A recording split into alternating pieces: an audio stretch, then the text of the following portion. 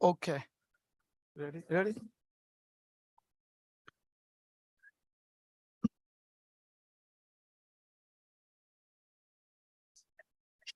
Good morning, everyone. It is March 24 at 10 a.m. convened meeting on Planning and Development Committee. We have some members in person and Zoom. Thank you. Thank you so very much. Seems like, look like this is our last meeting, hopefully. My co-chair is not here today and she's on Zoom. I just want to take a few moments to thanking Madam co-chair for your hard work and dedication and your support. As a new legislator, I learned so much and I thank you. Thank you kindly for all your hard work and your supporting. So please kindly, Madam Chair, co-chair, your remark. Thank you so much, Senator Rahman. I appreciate all of our work together this year. I think that has been the hallmark of this committee, is not only our work together, but our work with the rankings, the excellent support given to two brand new chairs, to a brand new committee by the LCOs, the OLR, the having two clerks, transitioning our clerks, having an excellent policy team, wonderful vice chairs. I could not be more grateful for all of the support and especially the bipartisanship that I hope we can continue on this committee. It's been really wonderful. So thank you so much. And you should be proud of yourself. You've done an amazing job and I'm proud of you. Thanks, Mr. Chair. We all proud, and especially I'm proud of, working with all of you. Also, I really enjoying working with my amazing ranking member. Thank you so very much for your hard work and supporting me as a, took you under your arms as a friend, as a worker. And as a new legislator, I get so much support from you. Thank you so very much. Two amazing Senate and House ranking member, your dedication, your hard work, your support, your friendship, your loyalty. Thank you. So please kindly say a few words for us. Thank you.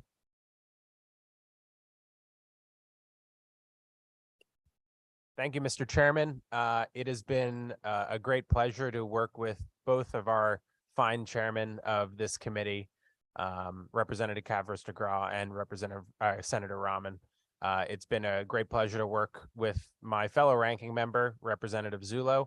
And I also want to take this moment to thank our HRO and SRO staff, Mike Pulaski and Greg Hannon, whose hard work has been very important to this committee. And of course, the nonpartisan staff, who's done a fantastic job of keeping this committee on the rails, on the straight and narrow. I'm sure we're going to have a lot of spirited debate today. Always civil. I've appreciated all of the bipartisan work on this committee, and that when we disagree, we do so in a constructive and civil manner. So I don't want to take up more time because I'm sure this committee meeting will take a good amount of time today, given the agenda, but I look forward to it. Thank you, Mr. Chairman. And my good friend, ranking member, Rep. Zullo, please. Thank you, Mr. Chair, and good morning. And first, thank you for the very kind and frankly humbling remarks. We were all new legislators at one point, and I think that's the point that's not lost on all of us. We know how hard it is to come into a new environment that's very challenging, and I think we all agree that we're also excited that you've joined us and excited that you caught on so quickly, and looking forward to continue working with you. Echoing the remarks of my Senate colleague, I certainly want to thank our staff, Mike Pulaski and Greg Hannon, for their hard work this year. We all work hard, but it's impossible to do without the support of great staff. And that doesn't just extend to our partisan staff, all of the nonpartisan staff, OLR, LCO. Again, it's a tremendous amount of work, and we ask for it to be done sometimes frankly unfair deadlines that aren't always within our control. We try to make it within our control, but they're not always. But they handle everything with poise. They never say no, and it's just so appreciated. And then finally, a comment to my House colleague, Madam Chairwoman, agreed that this committee continues to be a bipartisan committee, a collegiate committee, and one that I'm very proud to be a part of.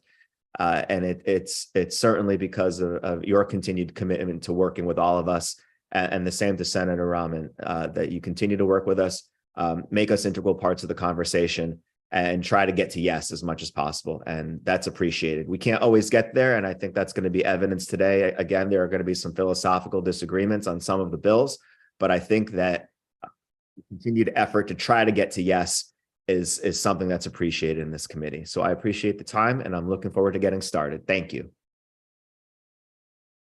Thank you so very much. Also, I want to take a moment to thank our amazing, all the committee members, vice chairs, for your hard work, dedication, your support. As a new legislative member, you really did so much for me. I learned so much. Looking forward to continue learn and grow and supporting the committee and our state. Finally, I want to say thank you, Teresa, for your hard work. She is amazing person, day, night working, and Will, I don't know you here, and thank you. And Brianna, Matt, and of course, especially amazing to work with our LCOLC, and especially thanks to the Attorney John and Sarah and your teams. Looking forward to continue learn and grow and supporting by your support. And I know we may be finished yet today, but we are not finished. Our work just began, and we'll continue work hard. Thank you.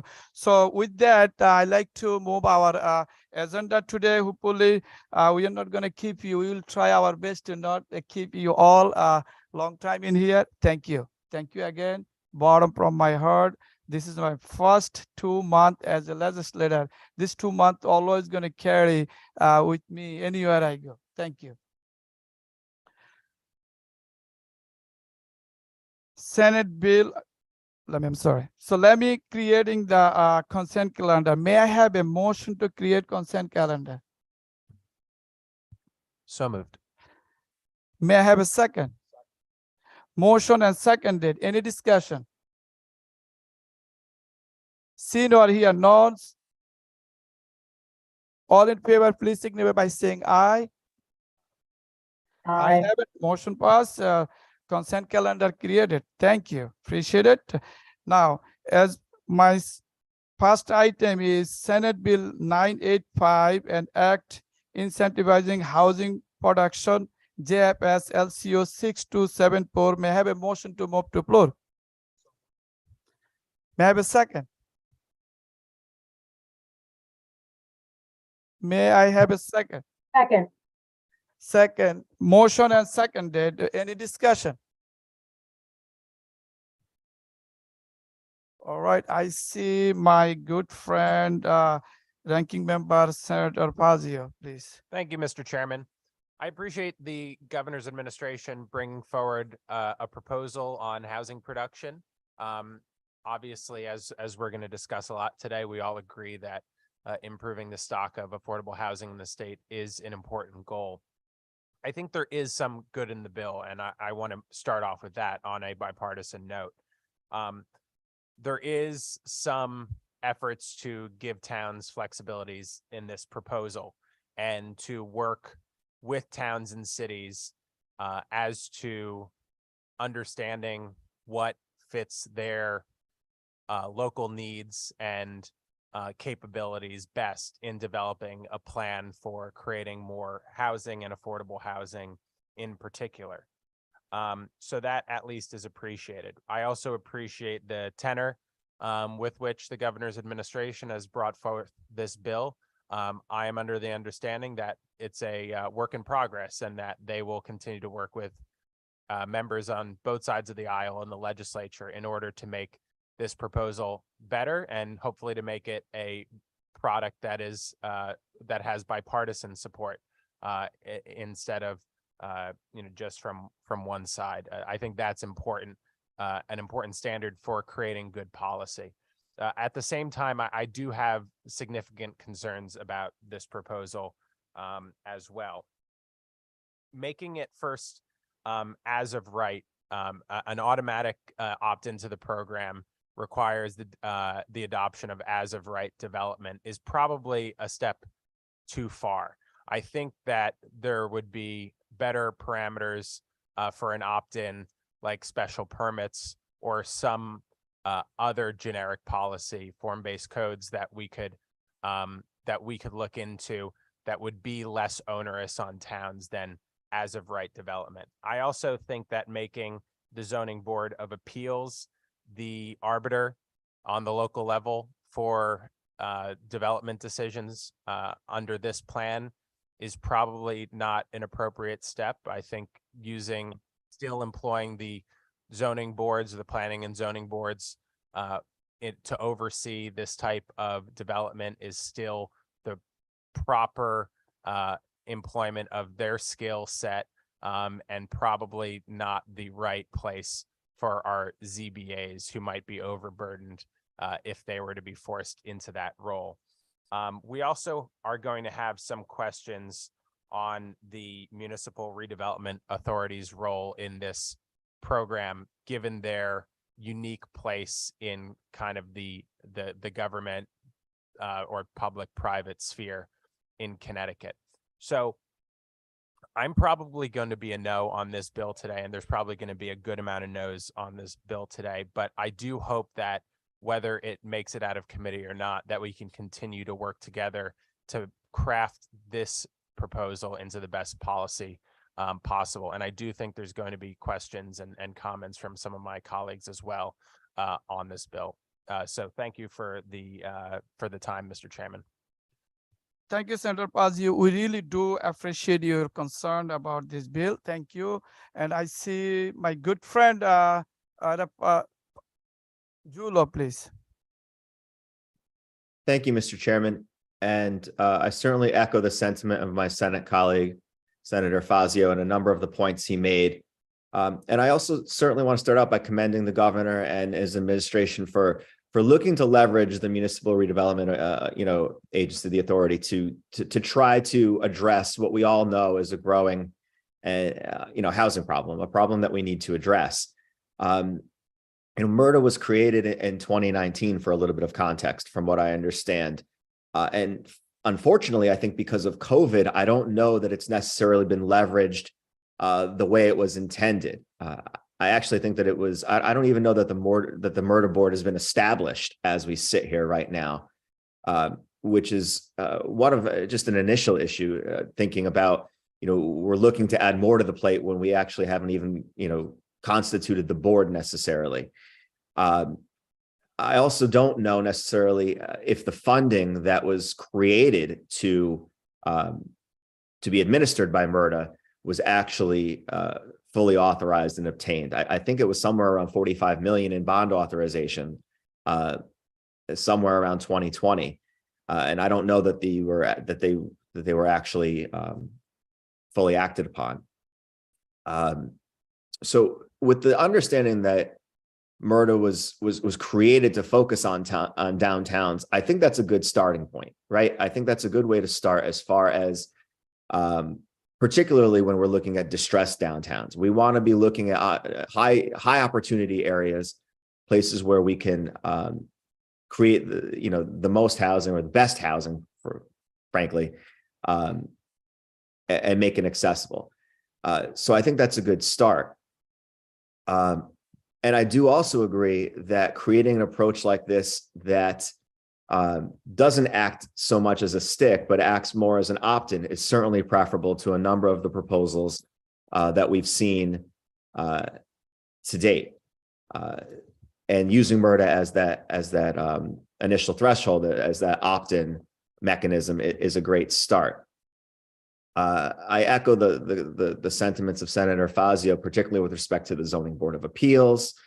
And I do have some concerns about the two-tiered approach as far as MRDA automatically accepting a proposal from a municipality or a team of municipalities wishing to do this, and some of those criteria, and then the somewhat elevated criteria if you don't want to follow that we'll call it automatic approval criteria.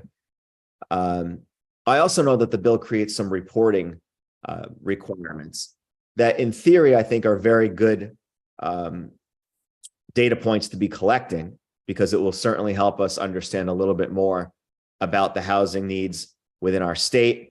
I worry a little bit more about the the consequences of non-compliance, particularly for smaller towns. You know, not every town is collecting this data or can collect it as readily and easily as other towns. And I know that there are some consequences as far as funding loss associated with that. I'd like to see if that's going to be a continued part of this conversation, that maybe there be a little bit more leeway built in to ensure that we're not taking funding away from towns so quickly when we're imposing a new requirement of reporting on them. You know, that being said, as the bill is constituted today, I'm going to be a no vote to flag it. But I think that I know that the administration, I know that the chairs have indicated a willingness to continue to talk about this bill. And I do think that there will be a lot of debate on it, no matter what, if and when it comes to the floor of the House. There will certainly be questions, but I appreciate the approach that's being taken in this bill, and I'm certainly interested in talking about it more. So I appreciate the opportunity from the chair, and thank you. Thank you, Rep. Jolo. We really do appreciate your comment and concern about this bill. I see my good friend. Let me see. Last day I can pronounce your name right. Jawtaski. Rep. Jawtaski. Yeah. Close enough. Direct. Thank you. Thank you. Thank you, Mr. Chairman. Yeah, I agree on many points with both of our ranking members on the issues, particularly the as of right. And also, you know, there are some good things in this bill, but I think my major concern that I want to express here is about the Connecticut Municipal Redevelopment Authority, MRDA. I was ranking member here when that legislation first came through in 2019 and got to know it a little bit better. What this particular bill does is expands the role of MRDA.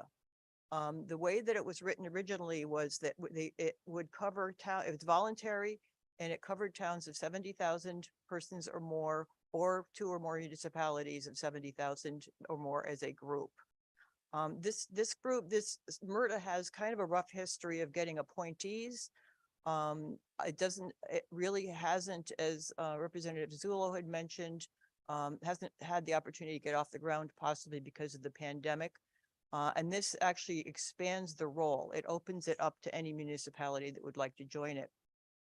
Now, this group has the ability to borrow money. It's a quasi-public. It has the ability to borrow money, to also issue bonds. And if for some chance there's a default on the bonds, the state of Connecticut is on the hook for these bonds. This is expanding the authority of MRDA, I think, at this point, without a track record, is somewhat reckless. I get why they want to make this available to the towns, because it could be a valuable resource, but I do think it's premature. From what I understand also, that any of the funds withheld, for example, if the towns do not submit a housing plan to MRDA, the only funds that they would be losing would be MRDA funds if they join. So since it's temporary, it's not, I do not believe in this instance that MRDA would have the ability to require any loss of state funds, only MRDA funds. But I would like to get a clarification on that. I think that's an important point. So it's very premature to be able to provide this fairly new board with this much authority over the entire state. I do also have issues with the loss of discretionary funds, but this has always been an issue with the TOD bills. I would be amiss if I didn't mention that one more time, as we have over the years. We've had TOD bills in here since at least 2015, and the loss of discretionary funds has always been a major issue.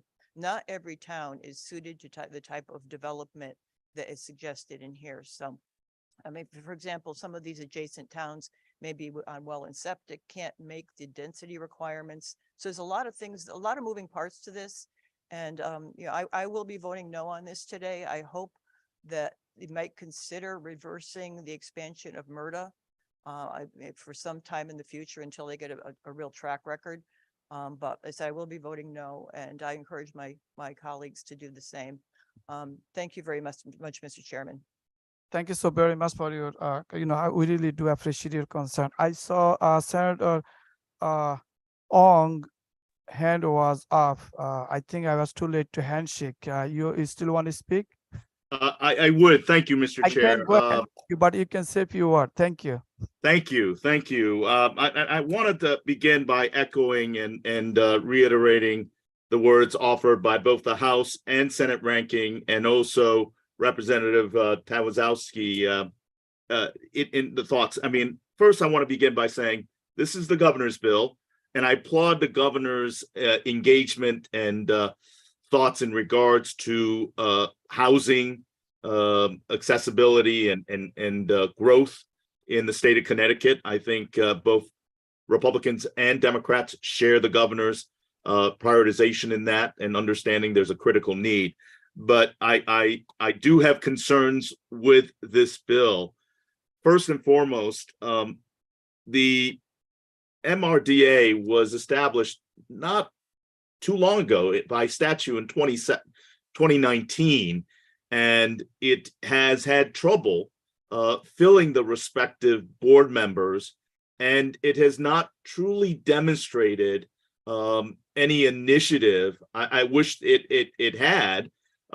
Even before this meeting, I went on an online search to take a look at where their activity and as a quasi-public, the leadership initiatives that they've undertaken. I have not seen a lot. And for us to empower this quasi-public entity with what we are proposing in this bill is perhaps putting the cart before the horse.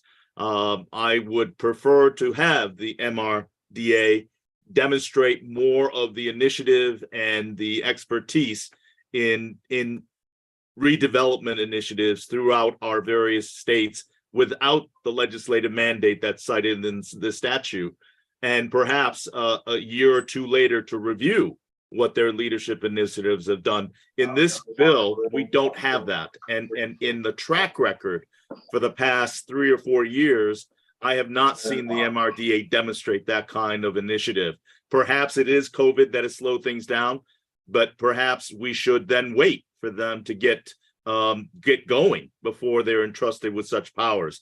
I think the other critical issue that is a concern for me is the fact that whenever we put in has of right, it's a powerful legal statement that bypasses the regulatory review process to ensure environmental zoning compliance and all the various concerns that may impact the various community. It is the ultimate in regards to saying, go ahead and build. The state has authorized you that right, and the state knows better than any of the local municipalities. What we will see as a common theme throughout many of these housing and zoning initiative bills truly is the state exerting its will and saying to the local municipality leaders that we know better than you, and because you have not done certain things, we're going to do it for you. And that to me is overreaching and a one-size-fits-all policy that does not ever work.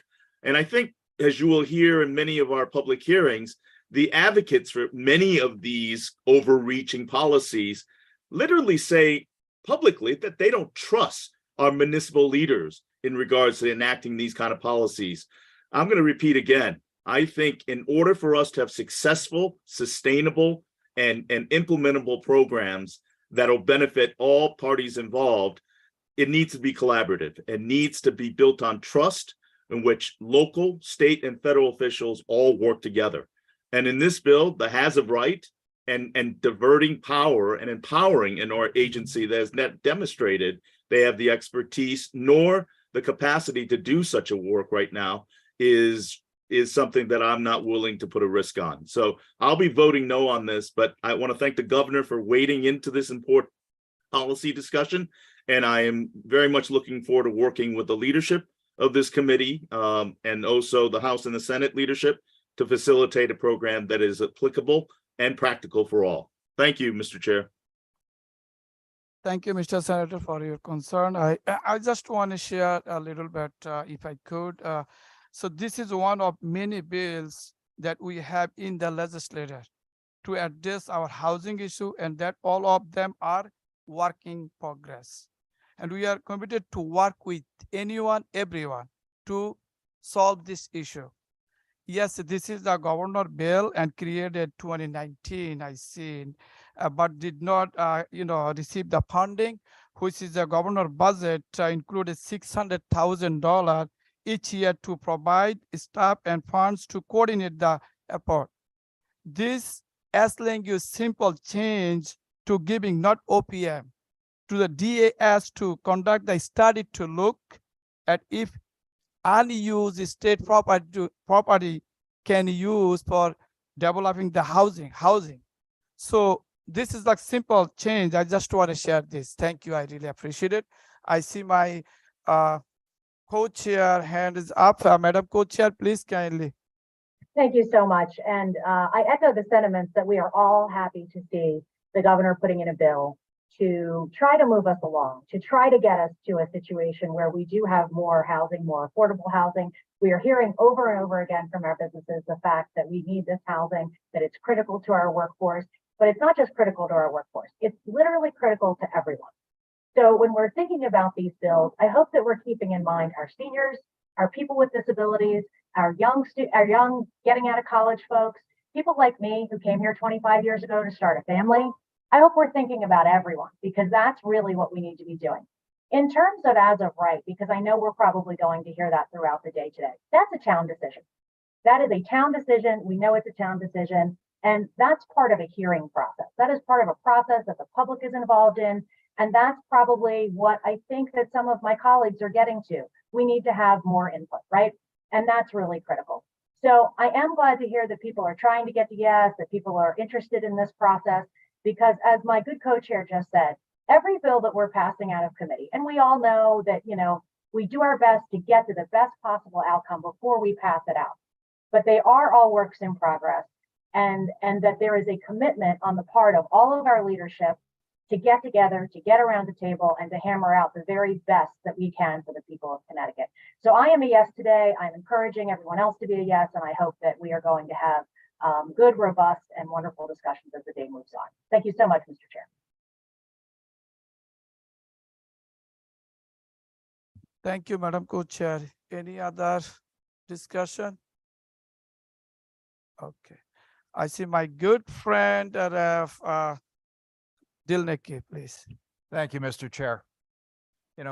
Having been a former chief elected official, mayor of the town, serving on the Inland Wetlands Commission, I got a real appreciation for town staff and the commissioners that serve on wetlands, that serve on zoning board of appeals, that serve on planning and zoning.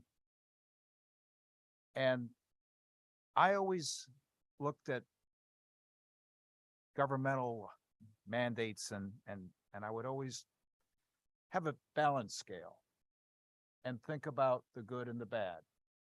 And I've got to be candid. I look at this bill and the commentary we heard and the testimony, and I was struck with the fact that this was not a balanced scale, that it was a function of putting a thumb on a scale and actually taking away municipal rights. And I was struck by the fact that an Inland Wetlands Commission, they have to deliberate very carefully to protect such valuable resources as our wetlands and be able to take the time to delineate between uplands and wetlands and make sure that we have development occurring in an appropriate location and making sure that we don't have a situation where we overburden our infrastructure. And again, it's a tipped balance on the scale away from towns, away from communities, away from the folks that do a lot of the hard work in our communities, making the analysis, checking the sites, visiting. And the other thing that I'm concerned about here is I see in the concept of a stick but no carrot. Literally, the fact that you could see a situation where a municipality is denied what they need to actually grow. And I'm struck with the fact that whatever we do has to be done in an even-handed, balanced manner. And we're not there yet. And that's my concern. The fact that we have municipalities that don't fit the one-size-fits-all mentality that we see in something like this. So I too share a lot of concerns on this. I do look forward to whatever continuing discussions there are on it.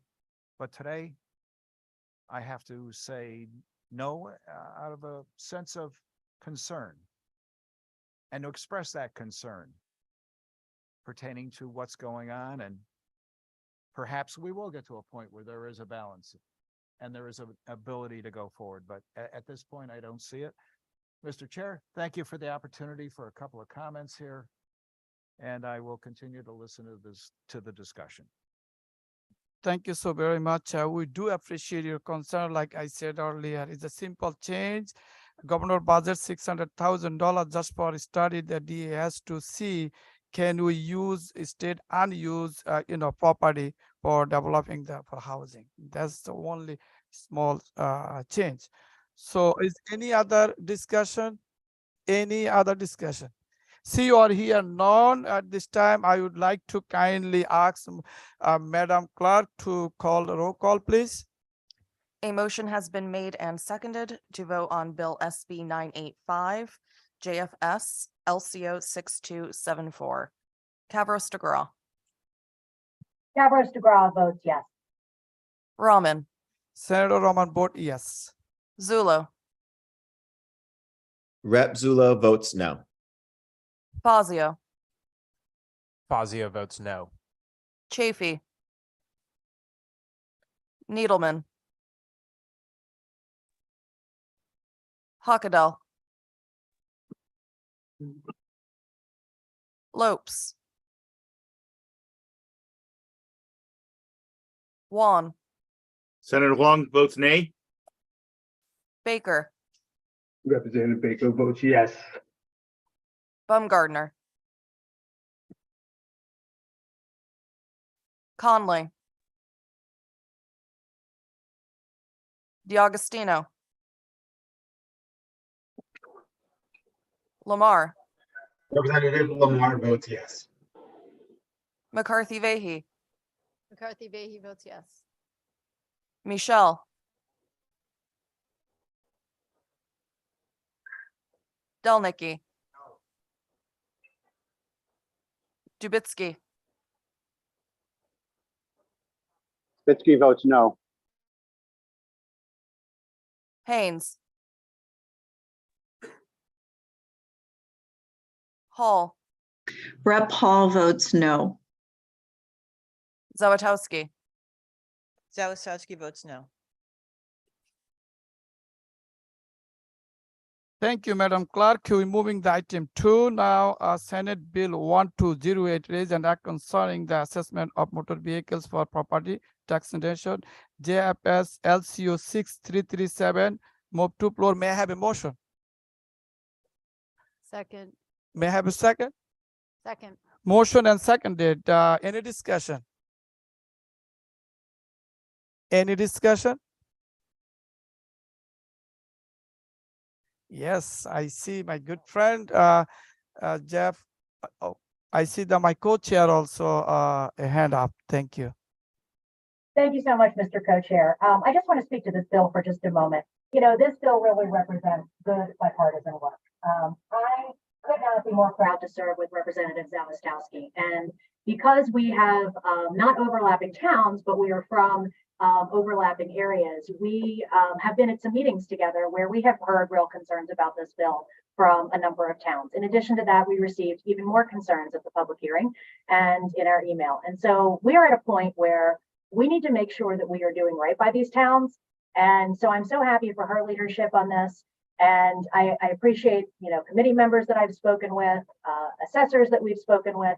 This really is a critically important bill to make sure that not just our towns, but frankly, our taxpayers are in the position they need to be in this difficult inflationary time. So I thank you so much for the opportunity to speak. And I think this is a really good one today. Thanks so much.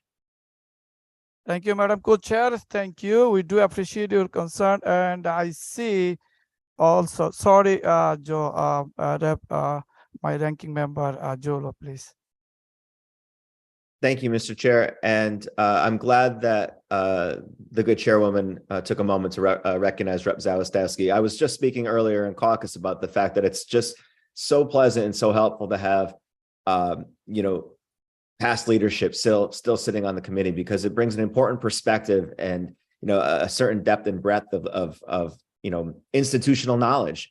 And having that is so important. And it's even nicer that we have open-minded leadership that's willing to listen to that knowledge when it's proffered. And so her insight, along with leadership's taking a lead role in talking to municipalities and talking to assessors and realizing and listening to our concerns and their concerns about the legitimate need to implement this very small delay in the changes that were made in 2022 to our motor vehicle assessment statutes. It's so welcome. It's so needed. I'm glad that we're doing it. And I certainly encourage all my colleagues to vote yes on it. I don't know if there will be further comment. There may be further comment, but if there is no objection in any further comment, I would ask or recommend that this be moved to the consent calendar.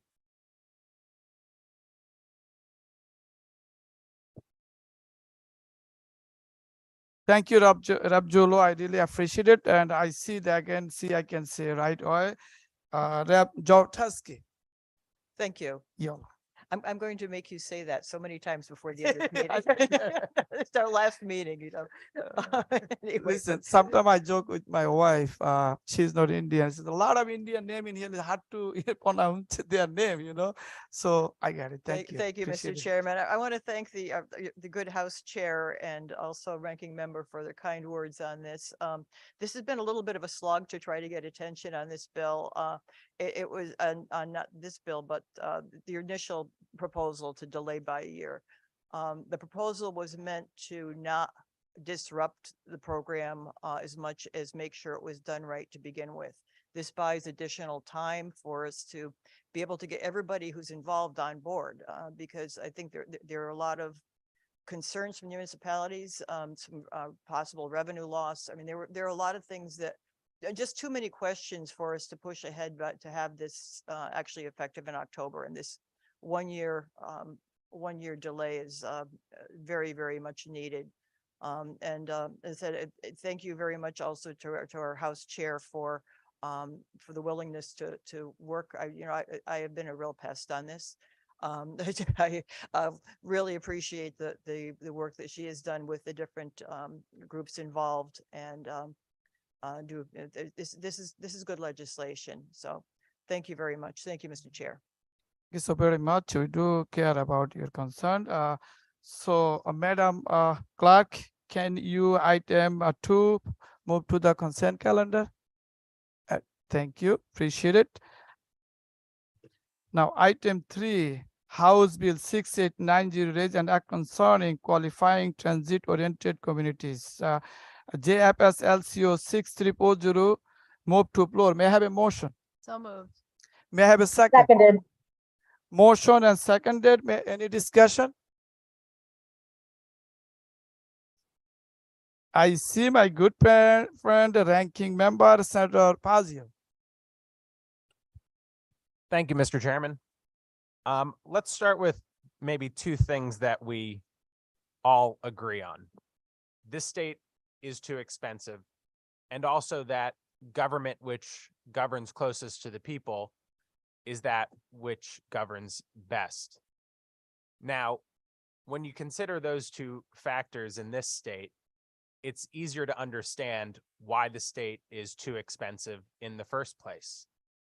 When we talk about all the issues that make the state unaffordable, so many of the reasons emanate from this building. The taxes are far too high. Yet when we have an opportunity to cut middle-class taxes, we can't even get to a point where we all agree it should be permanent. We pile taxes and fees and bureaucracy one on top of the other so that we have the highest energy bills in the continental US. The barriers to entry in the healthcare sector are so expensive that we cannot provide affordable and accessible healthcare. The labor regulations and other regulations on small businesses are so great that we have not been able to create a single net new job in this state since the late 1990s. One thing after another, one policy on top of another, the new bureaucracy, the new mandates, to say nothing of all the unfunded mandates on our towns that raise our property taxes, one after another has made this state unaffordable. So now, when I hear proposed solutions from advocates or from elected officials in this building saying that the solution to the unaffordability of this state is to concentrate more power, more discretion in this building and take away power and control from our localities, from our local leaders, from our communities, I have to say, I do not believe it. I do not believe the solution to the problems of this state are to take away more power and control from our localities and vest it, concentrate it here in this building, here in the state capitol. I think there is a better way, and I think there are better solutions than this bill, Work, Live, Ride, in order to create housing, to create affordability in this state, and certainly to protect local control of our towns and cities. This bill will affect nearly every town and city in the entire state in a highly prescriptive way. According to the public testimony of the proponents, it will affect over 160 towns and cities in this state. And in doing so, put vital infrastructure funding at risk for those towns and cities if they do not bend to the dictates of the state government, and in particular, a coordinator that is repeatedly referenced in the bill and the discretion of that coordinator in particular. How much funding could potentially be at stake? We didn't really figure that out in the public hearing. We were told that tens of millions is too low, that hundreds and hundreds of millions is probably too high.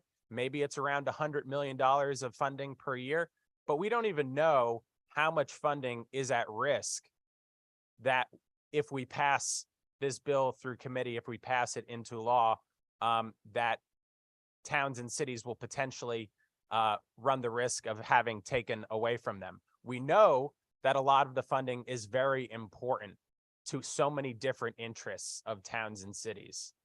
Sewer and water funding, brownfield remediation funding, quite actually ensuring that we can clean up toxic sites in towns and cities who need help in order to remediate them, and so many other sources of vital infrastructure funding.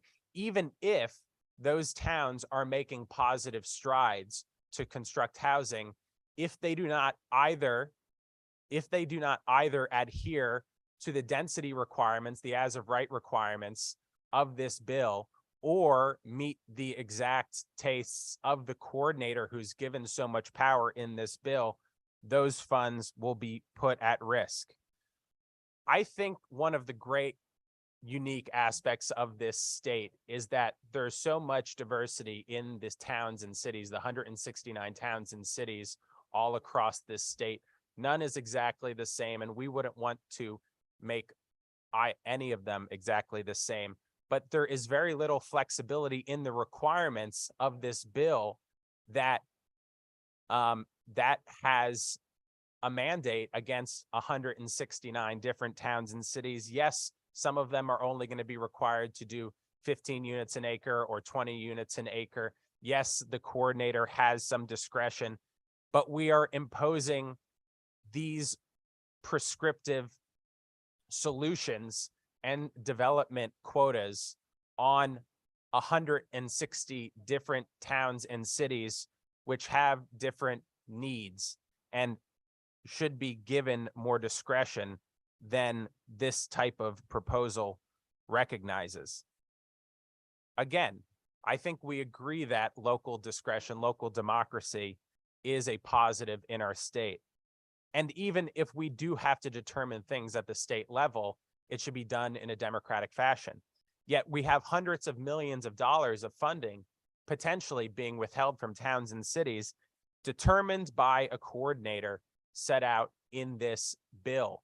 9 times the term determined by a coordinator is mentioned in only an 8-page bill. That means we're passing something where we don't actually know what form it'll take in practice, because so much power and especially power over purse strings and development and zoning regulations is vested in this single person in a way that we can not fully understand when we cast our votes today. In the public hearing process, the good chairman and I were here for 14 hours. We listened to very passionate testimony from people on both sides who are earnest on both sides, and people will cast votes for and against this bill today earnestly on both sides. But it has been very clear to everyone listening that we heard and we have seen hundreds more messages in opposition of this bill than we have seen in favor of this bill. From grassroots, from regular people all across the state, including people who are on the ground making earnest and strong efforts in order to create more affordable housing stock in Connecticut. We heard from people on both sides of the aisle. Some of the most moving, I think, and impressive testimony were from local municipal officials who are either unaffiliated or Democrats, who have been active in their community, working to create more affordable housing stock, including transit-oriented development or downtown development, however you would like to call it, who think that this bill makes an end run around those efforts and undermines those efforts. Those are the exact type of people we should be engaging in making policy that I am confident will advance the affordability interests, will advance the housing interests, and will protect home rule in this state. If we engage them, I think we can come up with a positive bipartisan product that is far superior to this bill. What could those solutions look like?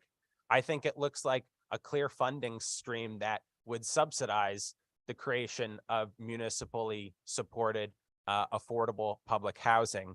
When I talk to the housing authorities in my district, in the 3 towns and city in my district, when I talk to other local leaders in my district, including those who are running a new affordable housing trust, they say that oftentimes it's just the funding that is keeping them from developing a little bit more affordable housing, just topping off with state subsidies in a very direct and clear manner, a direct funding stream, just a little bit more, we would be able to create more affordable housing with local buy-in in places across the state, maybe especially in Fairfield County. We've heard bipartisan calls for improving the voucher system in this state to make the housing vouchers that are supported by the state more flexible so that people who are in need can go town to town, city to city, wherever best fits them, and don't get caught up in all the bureaucracy of being stuck in one place when they could get a job and housing in another place, but are held up because of the complexities of the voucher system. We need to promote more naturally occurring affordable housing, which has buy-in of the communities, I think, oftentimes. We need to promote more senior housing, and we could change 830G in order to do that. Most importantly, we need the buy-in, we need flexibility for the towns and cities to ensure that this development, that it happens with the buy-in of our local communities. This bill does not do that. In fact, this bill undermines that cause, and it's one of the great redeeming qualities of this state, that we have a tradition of home rule, of local democracy. It keeps people engaged when they're concerned about the direction of the state, which they should be, because it is been economically on a bad course for a long time because the state government has failed in its oversight, in its governance of this state's economy for too long. It is one of those great redeeming qualities of this state that keeps people here and that keeps people in their communities and keeps people, keeps those communities great. We need to call upon those traditions in order to ensure that we have economic opportunity in this state. We can do both. This bill doesn't do it. And I am sure that we'll hear even better reasons to oppose this bill. But as of now, I will leave my time for others and urge everyone to vote no here today. Thank you, Mr. Chairman. Thank you, Mr. Senator. Any other discussion? Yes, I see Rep. Jaworski, please. Thank you, Mr. Chairman. I echo a lot of the concerns that our good ranking member has on this. I just want to emphasize a couple. Number one, this coordinator is going to have a lot of power and very little oversight. The coordinator is supposed to be appointed by the Secretary of the Office of Policy and Management shall designate a member of the Secretary's staff to serve as the state responsible growth coordinator to oversee the Office of Responsible Growth. This person is, we don't know what kind of oversight they have.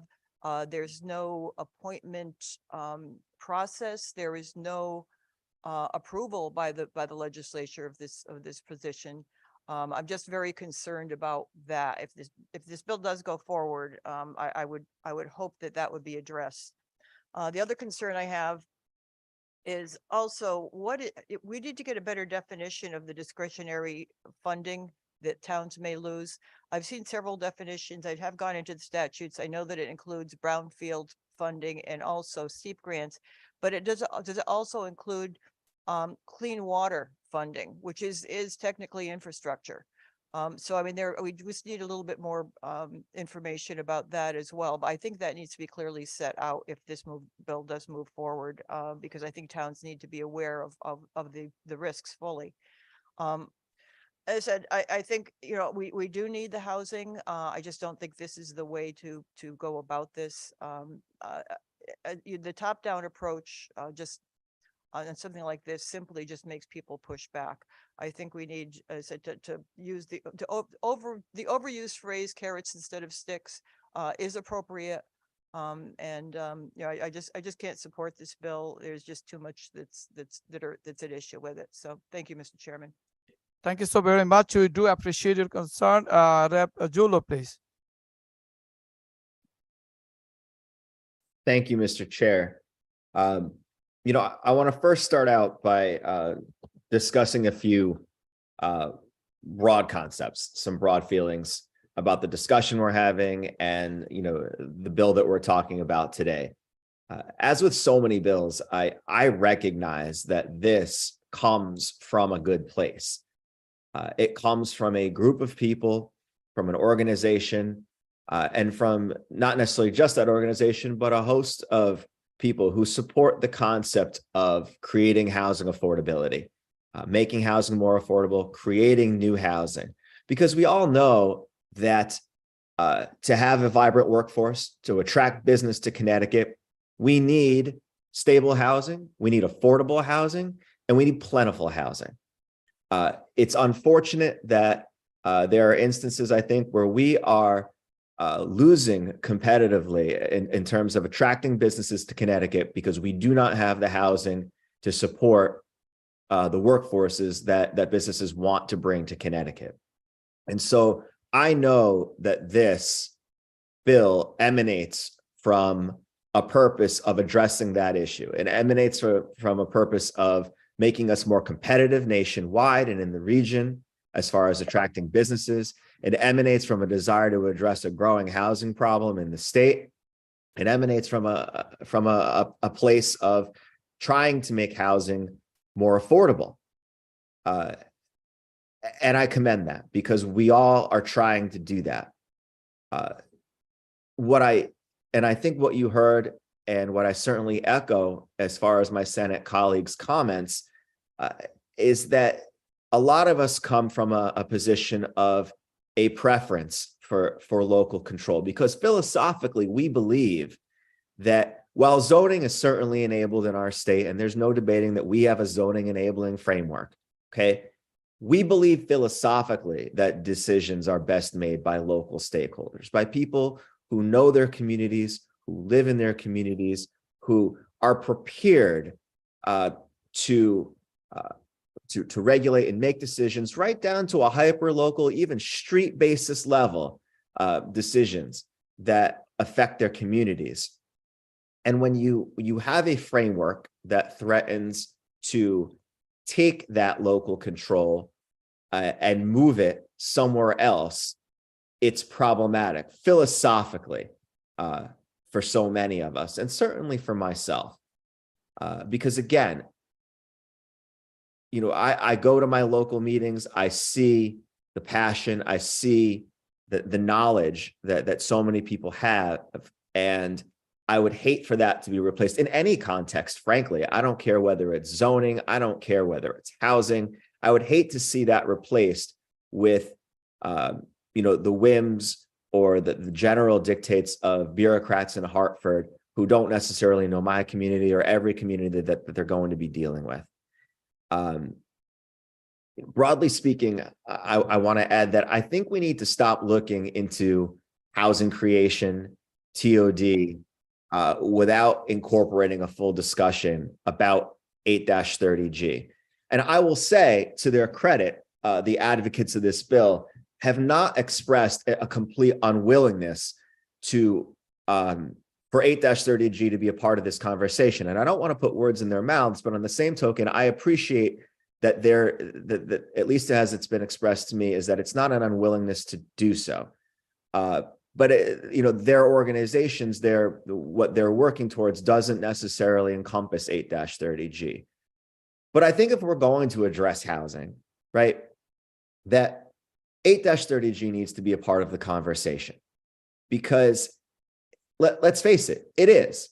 Right now, 8-30G is failing our municipalities. It's failing because it's not creating as much of the type of affordable housing as we want it to.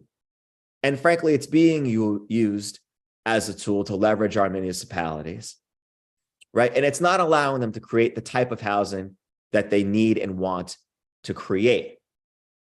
But we keep looking at all of these housing concepts, TOD in particular, alone. And I don't think that that's a good approach. And I think we're failing the state and we're failing our constituents by not addressing it holistically.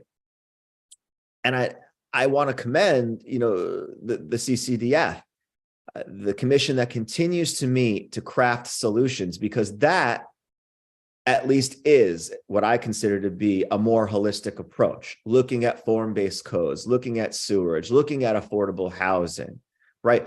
Taking the entire housing framework, the entire zoning framework, and trying to craft solutions that work together. There is not a TOD subcommittee of that continuing committee, and there potentially could and should have been, but I recognize that TOD is essentially a part of every discussion, whether you're looking at the form-based codes or affordable housing. I think every one of those subcommittees is considering TOD, and it should be, because TOD it's an essential part of this formula. It's an essential part of the suite of solutions that we need to be looking at.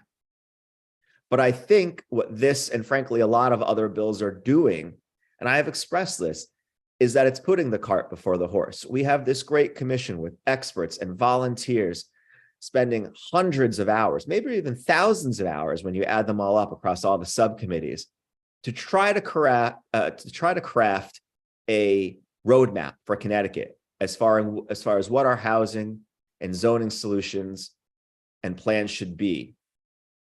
And we're taking a proposal like this and saying, well, we don't really necessarily care what that commission and all that hard work, the hard work of that commission amounts to. We still believe that we should craft a solution before we hear that commission weigh in. And I just don't think that that's great planning. I think that we've invested a lot into that commission.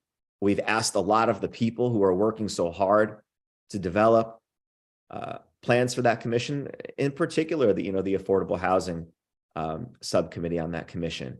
And I think that we'd be doing a huge injustice by not waiting to listen to what that commission has to say. Getting to the specifics of some of what the bill talks about, I also want to credit the proponents of this bill for listening to the public hearing testimony. While I still disagree philosophically with some of the major tenets of the proposal, I'm pleased to see that a number of the points that were brought up during the public hearing were addressed. In particular, I can point to something that I brought up about looking to try to craft solutions that create a path to home ownership, because I believe that home ownership is a gateway to wealth. It's important to create housing independence, even recognizing that some individuals simply have a preference for renting. I believe that creating wealth and creating a better housing situation in our state begins with offering more and meaningful housing ownership opportunities. And I credit the proponents for adding something to the bill that creates an incentive for home ownership to be a part of this discussion.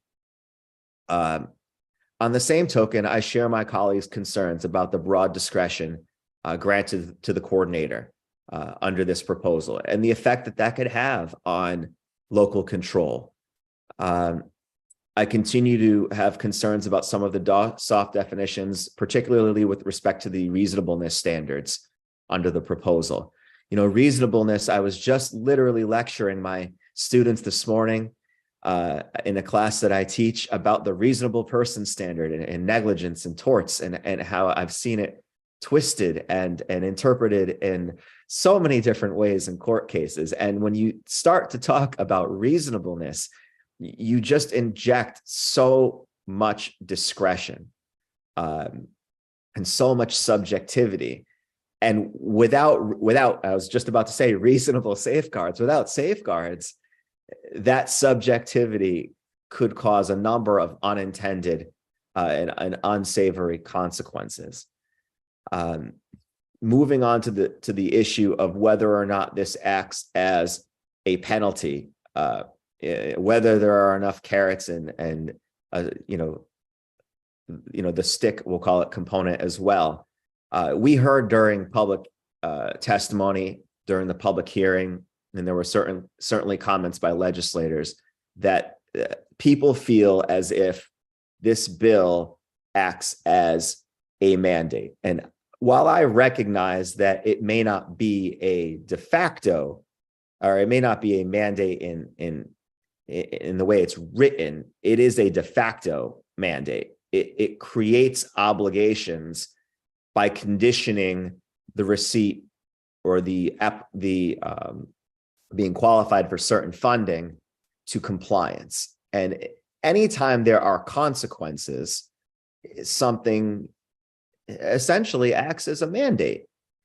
And I have questions about that discretionary funding. I appreciate that the proponents, particularly in the JFS language, have now at least elucidated what that discretionary funding looks like, the specific programs that municipalities may lose access to if they fail to comply.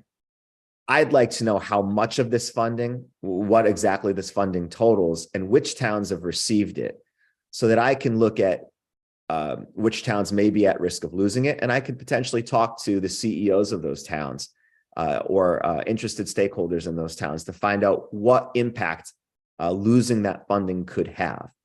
Because if those programs, which are already established, are working well and towns are taking advantage of it, and we are seeing development and we are seeing good, sound housing decisions and zoning decisions coming from those programs, I would hate to see towns take a step back because of a loss of funding or a loss of access to funding, which I know so many towns have probably become reliant on. And that's something that we unfortunately do too often in this state, where we allow towns to become dependent on certain funding sources, and then through some other legislative statutory framework, we pull the rug out from under towns, and that funding disappears. I don't want to see that happen. I don't think anybody wants to see that happen. I recognize that proponents of this bill feel that there's some need to tie some type of consequence to this. But I don't know that this type of consequence is necessary or appropriate. I need to learn more about it. And now that we know the exact funding sources, I can get a better idea of that. You know, as far as the public testimony just in general, I think there's a great contrast between this and the bill that was the governor's proposal, the governor's bill. It was item 1, and I won't talk too much about the content of that bill. I realize we passed it, but or that it was voted upon.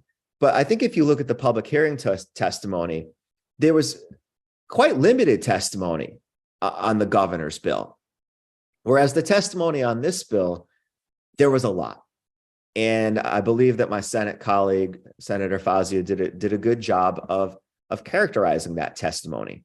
That if you just look at it in volume, there was a lot of testimony from individuals who were opposed to the bill.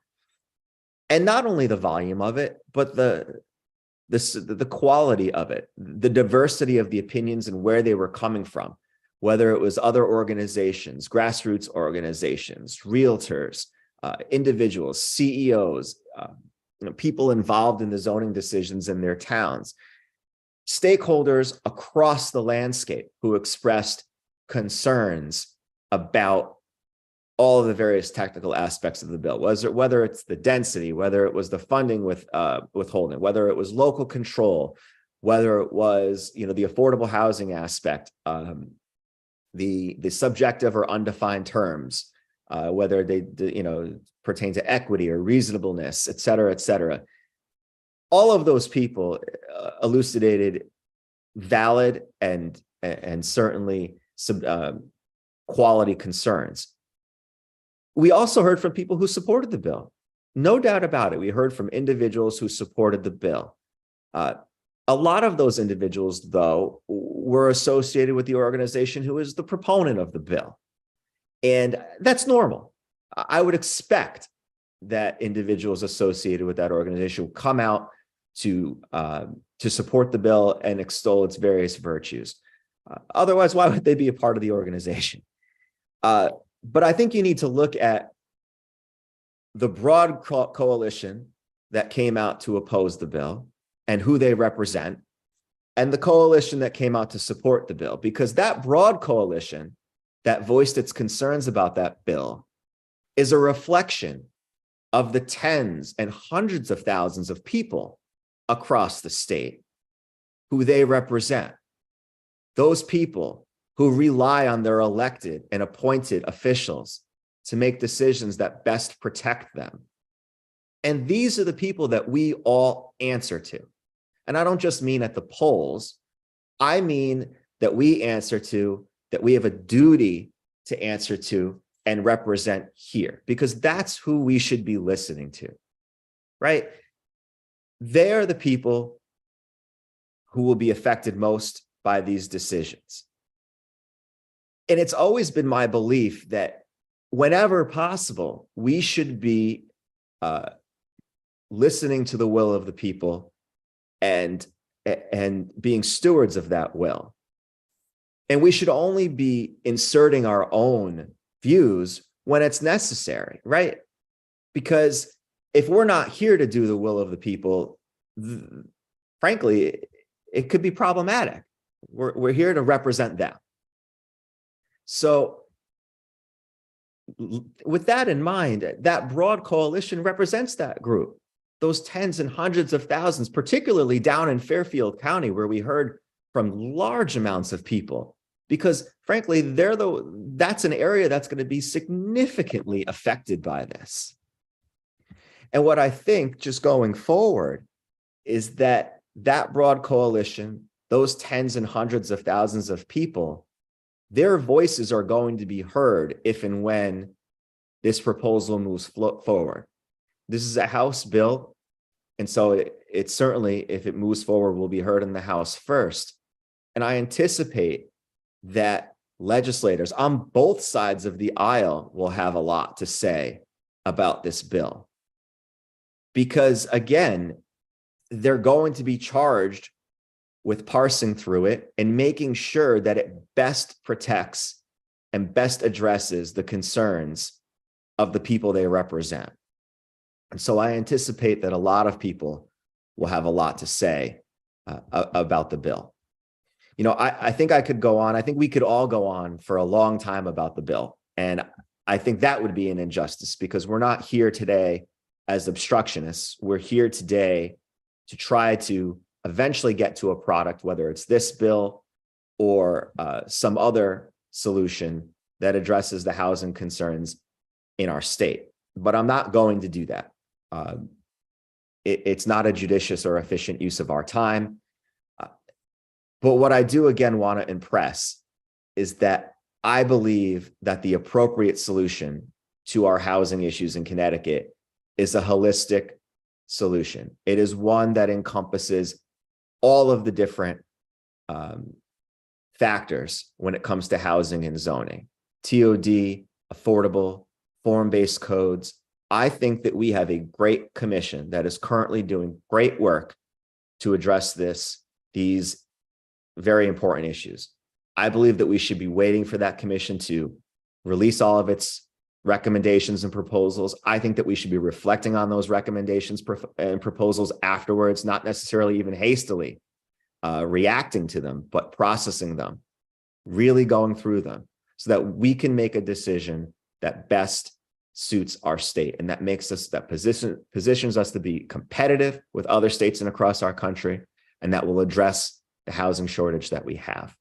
So I appreciate the indulgence, the opportunity to offer some remarks. And I also want to continue to offer my willingness to talk and to work on this and all of the proposals that we have before us. We cannot get to yes if we do not work together. I think there's a commitment to working together from everybody. And I'm certainly willing to continue to be a part of that conversation. So thank you, Mr. Chair. Thank you so very much. I see we are really happy to have our former chair, P&D chair, and sitting public health chair, Rep. McCarthy Behe, please. Thank you so much, Mr. Chair. And I thank the good representative for his remarks. One of the things that I have always loved about this committee is that we do have very strong differences of opinions, but they're always done in ways that are so respectful of one another. And I appreciate that tremendously. I am speaking today in support of this bill, though I certainly know that we have a lot more conversation that we have to have about it. I have a slightly different frame on the issue than the good ranking member from the Senate, many of whose comments I also appreciated. We have a tremendous shortage of housing in the state. This is certainly a national issue, but it's exacerbated here in Connecticut. By conservative estimates, we are 75,000 units short. In testimony, I asked one of our housing authority leaders to talk to us about where those folks are, because I think there's been some dispute about whether or not we actually have such a shortage. And I think she gave us a good answer and a good look as to what that is. In a report released just a few weeks ago, the Bridgeport, Norwalk, Stamford MSA of the 75 largest MSAs has the lowest vacancy rate in the nation at 1.8%. That puts tremendous pressure on our housing market in terms of the availability of a diverse housing stock, not just affordable, but the availability of a diverse housing stock that provides people different ways to live. I think Connecticut as a state, we've traditionally been that place where we think of people kind of moving to the suburbs, so to speak. But in fact, we're a really diverse state with diverse options and diverse communities, which is, I couldn't agree more with the comments that have been made. We are unique. We have so many unique communities. I wanted to also say that when we talk about as of right, it's very important to note from my perspective, this isn't, as of right is not about nameless and faceless bureaucrats in Hartford. As of right is about communities holding hearings of their own to determine where those places would be. And I think that's really important. So it's a different kind of hearing process and a different kind of community input process. Part of what we want to do, I think, is to empower communities to let developers know where they do and don't want to be able to have these options available. And the Ads of Right is a tool that does that. We talk about whose voices we're listening to. And we are listening to all voices. And I certainly am so grateful for the good ranking, or excuse me, the ranking member in the House, his comments about the CCDF, which is work done by this committee previously and ongoing work by dozens of leaders, stakeholders, and community volunteers from around the state who have been participating in conversations. And I think we are also, sometimes when we think about who we hear testimony from, we listen to testimony, we read testimony. Sometimes we're not hearing testimony from people who are the most vulnerable and the most at need, who don't necessarily avail themselves of the hearing or committee process. And I think it's important that when we talk about the idea of affordable housing, that we understand that there are other voices who may be a little quieter. Those are some of the voices that we're listening to. And I think, as the good ranking member said, we should only be inserting our voices when it's necessary. Given the state of the housing crisis in the state, it is necessary for us to do more, not just to talk about the idea of affordability, the idea of housing development, but to actually to do more. I want to acknowledge that so many communities, I'm looking at our ranking Senate member, Greenwich, Fairfield, Westport, communities that often get criticized, and sometimes rightfully so, but have done important things, have done important work, and have really taken steps to move in the direction. And I think there are many other communities, not just in Fairfield County, that have done the same. I think the issue is the math still doesn't add up for us. What we've been able to do individually as communities hasn't quite gotten us to the point where we can address the enormity of the problem that's facing us as individuals, as individual homeowners, as individual communities, as businesses, and as a state as a whole. In previous legislation passed by this committee, we asked communities to create affordable housing plans. Many of our communities simply didn't, or did so in a tremendously delayed fashion, even though 5 years previous to that legislation passing, that was already in statute, that request. Funding streams. I think one of the suggestions that we've heard today is a good one, is creating funding streams. Senator Fazio and Rep. Zullo both referenced some really good ideas about what we need to be doing to assure that we have funding, incentivizing home ownership, providing funding to municipalities. The governor has put forward a proposal for $600 million. And we know that this is a drop in the bucket. There are really 3 ways to pay for housing. We pay for it through taxpayer dollars, whether it's federal, state, or local. The private sector pays for it on its own, or some combination of the two. And we have to be able to address this from all aspects, because we as taxpayers will not be able to solely fund the need that's out there. We've got to come up with those good public-private partnerships to be able to do that. And there really are a lot of ideas out there about housing. And I think that was mentioned in earlier testimony or earlier discussion. The majority leader, a former member and chair of this committee, has been leading some conversations. And I think the complexity of a holistic discussion is a point that's very well taken. We do our work here in committee. There's a separate housing committee that used to be part of this committee. But I think that that's important, that as we have those discussions, that we actually have this bill as part of the mix of that discussion, which is one of the reasons why, even though I have some questions and I have some reservations as well, I want this bill to move forward so that it can be part of that holistic piece of the discussion. And I think the last thing I'll say is that, as I mentioned, the diversity of housing stock, Our towns and cities, their uniqueness is absolutely our strength. And their ability to come up with local solutions, it's been tremendous to look at what so many communities from our largest, most struggling cities to our tiny hamlets have been able to do. But we know, as we hear more and more in issues like fire districts and others, that our towns and cities can't do this work alone. So while this may not be, the exact right prescription, even for all housing advocates, frankly, this bill is a piece of the discussion. This bill will help us to move that broader conversation forward in a more holistic way to address the true need, which is that the people of our state need places to live. And I will close with just one anecdote from a constituent who reached out to me, a constituent who had previously reached out to me opposing a number of affordable housing development projects in our community.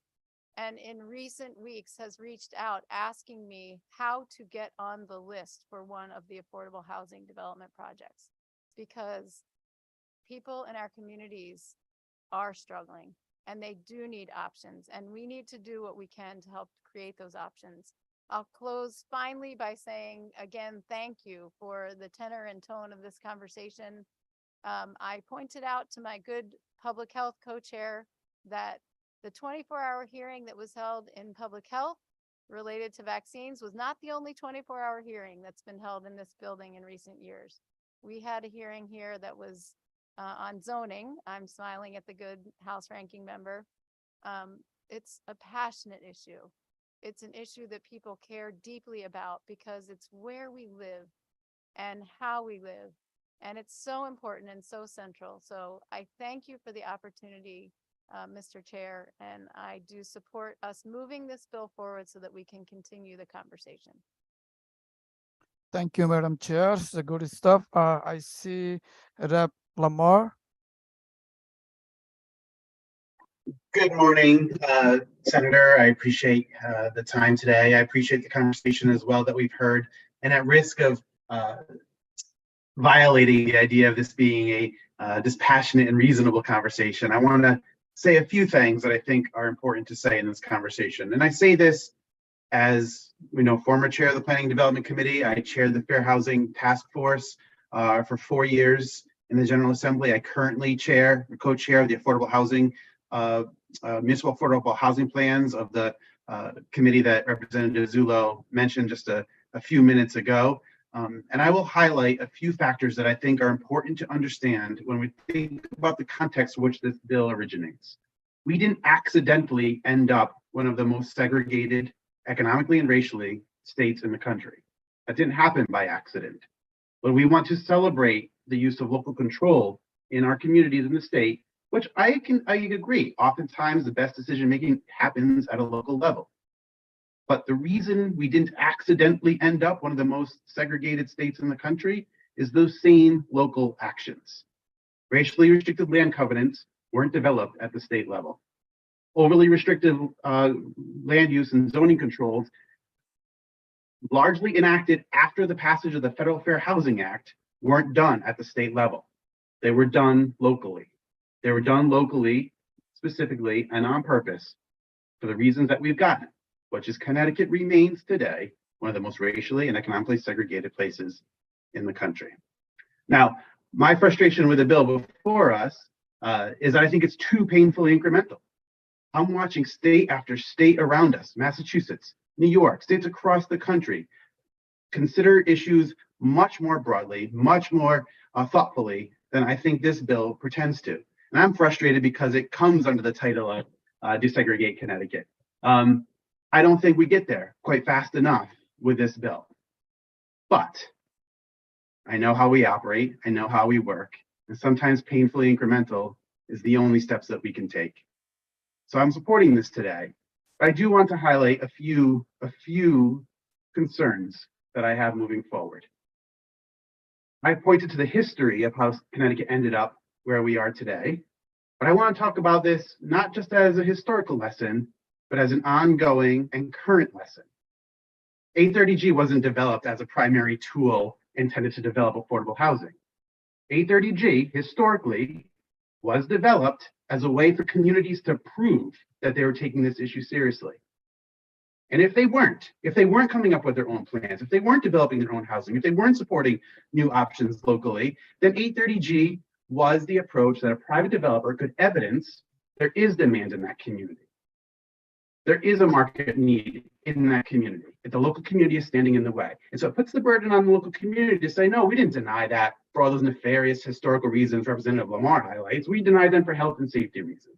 But we only get to that point if a town has not done what they were supposed to do, which is find ways to support and develop affordable housing in their communities. Now, you can say, President, wow, that was 30 years ago. That was 30 years ago. Surely towns have gotten their act together since, right? And I'll point to myself as chair of the Fair Housing Task Force 5 years ago and co-chair of the Municipal Affordable Housing Plans right now. The issues that were brought forward by our communities, the affordable housing plans developed by our communities, were woefully inadequate. And that's not me saying that. That's not me and my co-chair or Democrat saying that. That was a bipartisan, multiple stakeholder group who looked at the affordable housing plans that were submitted. Again, another example of towns saying we can do better on our own. We don't need state guidance. They were woefully inadequate. Some were openly hostile to the requirement. They would photocopy a section of their town charter and say, this is our affordable housing plan. It wasn't. And the overwhelming majority of the 169 towns that submitted the affordable housing plans, most of them late after receiving an extension, identified that they didn't have the local capacity to develop an affordable housing plan. So when towns say, we don't want state mandates, we don't want state guidance, we can do it locally. They had a chance for 5 years to develop locally affordable, municipal affordable housing plans. They didn't, and then they said they didn't have the capacity to do it. So I don't know if that asks for more state support or not. It certainly seems like it to me. And the best versions of the affordable housing plans considered by communities, oftentimes were by communities who were already doing the work, who've been doing the work for 5, 6, 7, 10, 30, 50 years. They have pretty robust affordable housing development plans, identified locations, they identified funding opportunities, they identified specific populations that they most needed to address and that they've fallen short with in the past. The places that did not do those sorts of things would do things like, we believe in affordable housing. We believe that we're supposed to do that. We recognize that there's a need, but there's no political will in our town, so we're not going to do it. Anyone who believes that we could develop these plans locally alone should spend the time that I did and that members of our committee did reading the plans that the town submitted themselves. Overwhelming majority of them have no capacity to do so or desire to do so. So that begs for some level of state guidance and intervention. Because it is clear now, it is clear that we're not going to solve the magnitude of a problem that we currently have if we continue to say, well, let's wait until we study this more, look at this more, give towns more time. I think the evidence is maybe 5 or 6, maybe a dozen towns will actually take it seriously. And I look at the people on this committee and I'm like, you know what? Your town is actually taking it seriously. I see Senator Juan is going to speak soon. His towns are actually taking it seriously. So I hate even being frustrated with him because there are a number of towns that are doing a great job, but the overwhelming majority of them are not. They are not. It's painfully incremental. It is less than I see happening in states across the country, but it is a necessary first step. There's a lot more steps to come. I hope we'll support this. And I hope we'll take TOD seriously, like as an aspect of this, the Transportation Committee. I use the term, and I use it purposefully, the country club train stations that we have throughout our state, which are extraordinary public investments that sit on top of multiple billion-dollar state and federal investments. You can't get onto the train in a number of these communities unless you can afford to purchase a multi-million-dollar home in that community.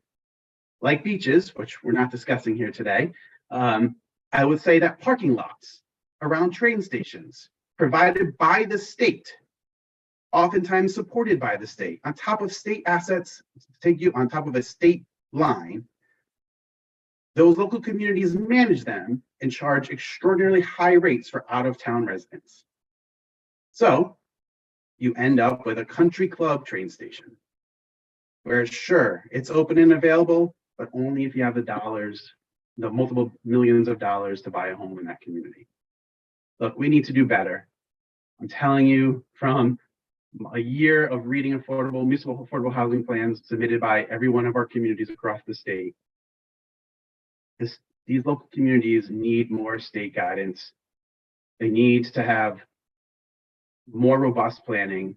They identified themselves that they don't have the capacity. And the towns who come up here and celebrated themselves the most, we're still talking about a woefully few number of units. I was reading a news article a couple weeks ago of a local community leader who was at the groundbreaking of a Habitat for Humanity development in their community. And it was a 4-unit building. It was 4 units total. And the remarks of the local community leader was, look what we can do on our own as long as the state stays out of our way. It was 4 units inside of a residential marketplace that sees 1.8% residential vacancy, the tightest residential market in the country. The demand so far outstrips any community's ability to handle on their own. We need the state to provide that guidance, that expertise, to provide the tools, and yes, the sticks for communities who don't help us meet what we have in front of us. Thank you, Mr. Chair. Thank you so much for this conversation. And I look forward to hearing the rest of the day. Thank you so very much. I see the Senator Ong. Senator Ong. Thank you, Mr. Chair and Madam Chair. And it is good to follow Representative Lamar, because I truly admire and respect his passion and his efforts and hard work in regards to addressing, which I agree is a significant challenge in the state of Connecticut, which is addressing affordable, accessible, and diverse housing in every one of our communities. The real challenge that the supply of appropriate and accessible housing far is outstripped by the demand. And we've seen it even more post-COVID. It is a serious issue, if not a near crisis in the state of Connecticut. With that being said, I think the real challenge we have for the past number of years is, what is the pathway? What is the solution? Obviously, the Blue Ribbon Panel that evaluated and promulgated 830G as a part of a section of our statute is well intended. There are many people that I've had a chance to speak who were part of the original panel, and it is well intended, but it is agreeable from both sides of this issue that it has been inadequate. It has not met the need. What it has cost is a lot of emotion. And what we have in this discussion, and as we've had it in many years, and my heart goes out to the leadership of this committee, because you bear the brunt of it, as I'll attest, Representative Lamar and I have been in past leadership role in this committee. You are immersed in this because you see and feel the emotions of the debate from the people who advocated and saying we're not doing enough, that we need the carrot or the stick, that we're trying to address social, racial equity, and the frustration of many of the people in our state who feel as though they're being left out in opportunities of access, growth, and truly a better future for themselves and their children. I understand that, but it's also kind of intertwined with the challenge that people's sense of personal property rights, and that the locality and the community that they have embraced and supported and built are being irreparably changed because of one size fits all and state mandates against local control. The juxtaposition is quite clear. I mean, and it is an emotional tumult that we endure every year in the legislative body. But with that being said, I got to share with you, my background gives me a unique context. As much as I've fought against it in many years, look, I'm a first generation immigrant who had the fantastic opportunity with parents that made sacrifices to come to this country and spent the first years of my life in this country in a federal housing project and grew up in an environment where housing and the support and the foundations is absolutely critical and fundamental for opportunities and accessing the American dream that we so all want to achieve for everyone. Then we moved into an urban setting where we were in a tremendously mixed community, economically challenged, working class. We loved it.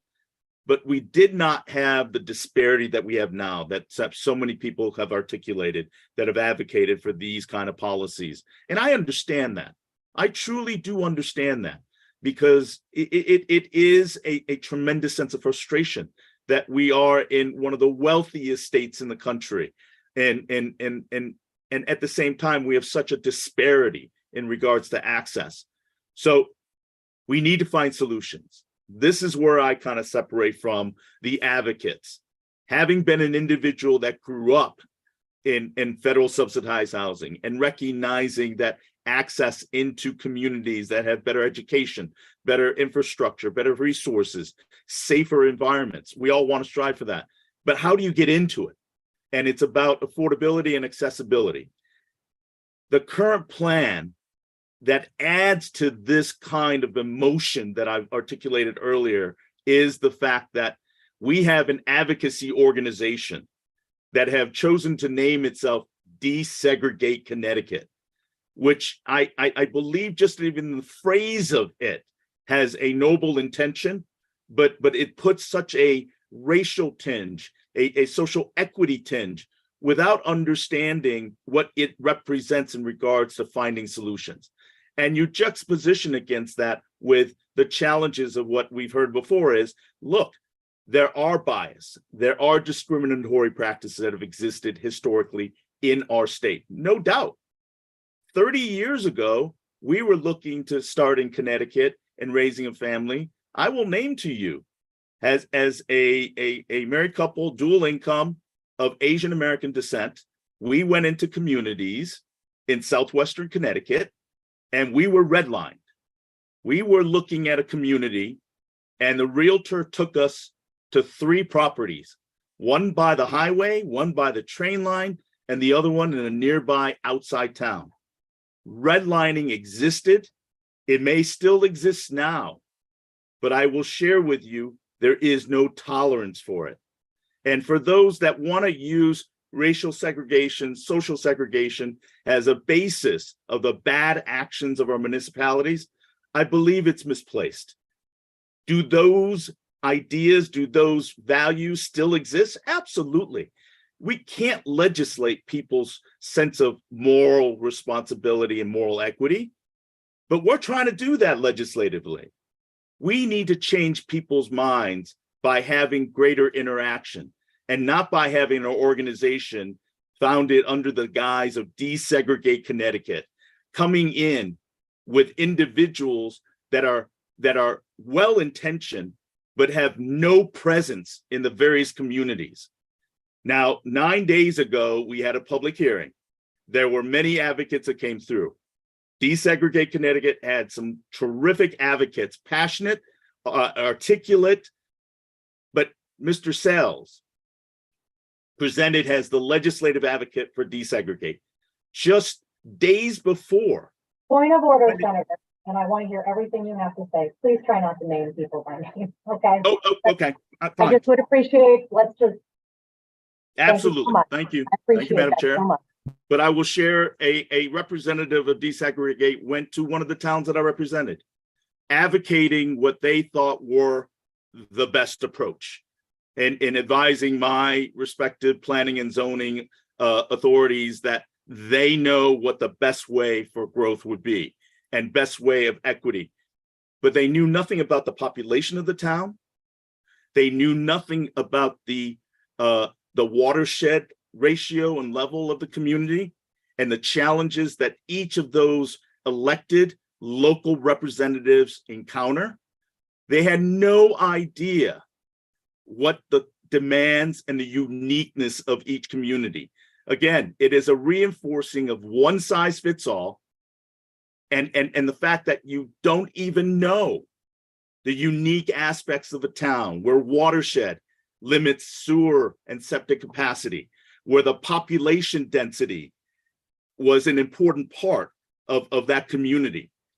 Not knowing either of them, but these were advocates saying, we know what's best for you. It is that frustration. Another is an example of an exchange that I had where really it comes to the crux of what we talked about in this emotion of the debate, is the fact that advocates of housing reform don't trust the municipal leaders. Clearly was explicitly stated, they don't trust them because they've been bad actors in the past and they believe they'll be continued bad actors. And to that, I retort, I trust my municipal leaders. I will exert pressure in saying that we need to do better. We always need to do better. And then the second aspect is the fact that our municipalities, the planning and zoning bodies, the communities, and the municipal leaders don't trust the housing advocates, because you come into our town, quote unquote, and you tell us what is best for us, and you know nothing about it. So I'll say this. That is what we're saddled with here. And if the state of Connecticut, through its legislative power and authority, is saying, we are going to dictate to you, you're always going to have opposition in one way, form, or another. And this will not solve it. Just as 830G from the Blue Ribbon panel 30 plus years ago was looking to address it, it does not. So through you, Mr. Chair, can you explain to me what the Office of Responsible Growth does and what its current purview is and what has it done since its origination? I think I have to back to you. I don't have at this moment. Okay. Thank you, Mr. Chair. And I want to point that out, that as a committee of cognizance and to empower this Office of Responsible Growth, which would be allocated with increased funding and hiring of additional staff, and to be able to be empowered to dictate to our local municipalities under this work, live, and ride proposal of Desegregate Connecticut, which is an affiliate of the Regional Planning Association, is again another example where if we don't know what it's supposed to do, and they're going to tell our local municipalities with the carrot or the stick, whoever you want to approach it, is troubling. Number two, I think one of the focus points that we talked about that Desegregate really talks about is the affordability component of this proposal. And in some of the communities that I have, the as of right and the representation is that 20% of those apartment units would need to be designated as affordable to qualify for the funding from the Office of Responsible Growth. But to you again, Mr. Chair, when those developments are less than 10 units on a as of right under this bill, do they need to designate 20%? So, for example, 9 units being built on a TOD proposal as this, does it need to build affordability units of 20%? Through you, Mr. Chair. So what I see in here, even if it's 10 unit, less than 10 unit, you can go 20%. This is your question, am I right? Again, if you could clarify for me, as I Yeah. understood, any unit built on this bill proposal of TOD has a right. If it's less than 10 units, the developers are not required to designate any unit as affordable. Through you or the LCO, I would like to get that clarification. Let me look into that.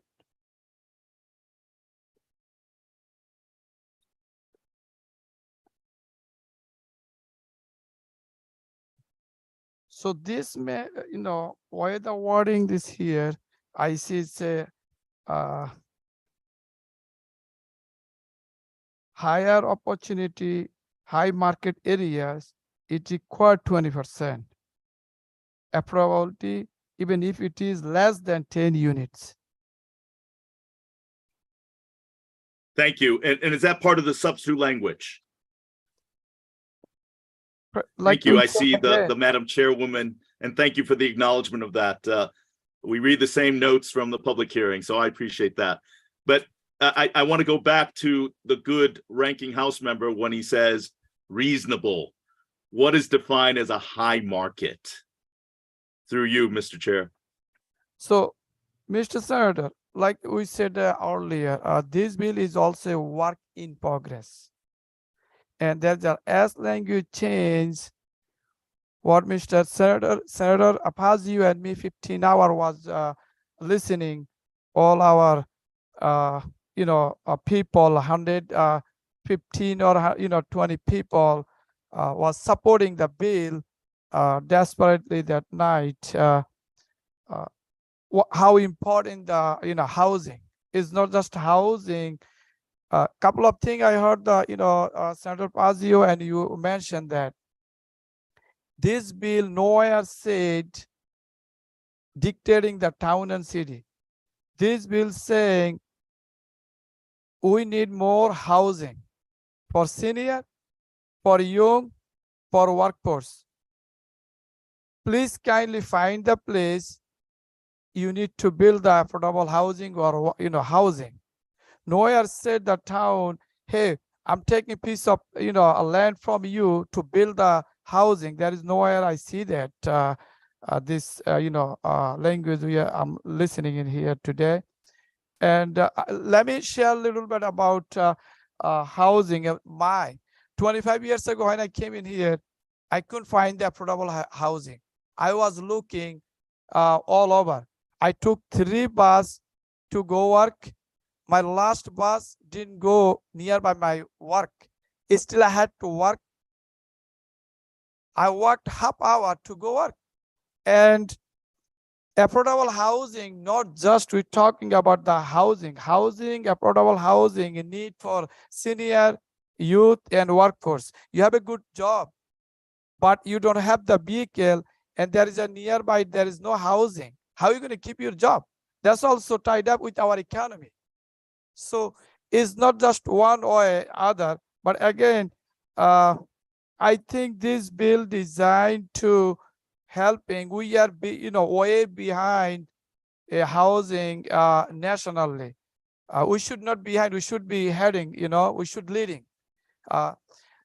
Previously, I also mentioned in Connecticut, 40% moving in, 60% moving out. Why? We are in here to work, 60% moving in, 20% moving out. 20 years from now, I don't know, you can find enough people even work in here, a worker, a student, they finish the, high school and they're moving out. They can find the housing. Grandmother, she had a big home, but she can't manage or afford anymore. She want to stay in town, 2-bedroom, apartment. She can't find that. So it's not, we can go line by line, expand the time, but I think you all agree. I see the Senator Fazio, Julo, and including Mr. Senator, we all agree we need the housing, more housing for the senior, more housing for youth, young students, more housing for workforce, because our economy also tied up. We don't want to see 40% moving in, 60% moving out. Let's work together. Again, this bill is still is work in progress. Thank you. Thank you, Mr. Chair. I appreciate, given that you and I share very similar immigration and American dream stories, I completely understand, and we're both in agreement.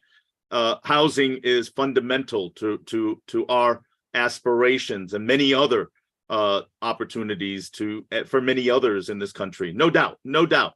But in regards to the execution, and that's what I went to, is the execution of reaching those goals. The procedure and the policy is not consistent. It has not yielded results. And a case I'm going to repeat again, as I said, with regards to the MDRA, empowering them, giving them funds, giving them the power to dictate to our local municipalities. And in this case, the Office of Responsible Growth, we're empowering them to initiate this project.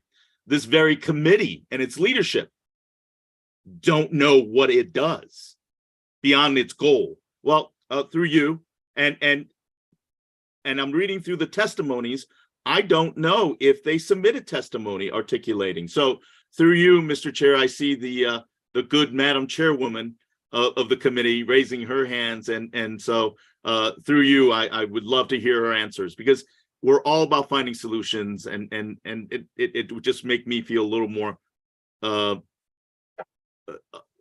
understanding of what we're dealing with here. Through you, Mr. Chair.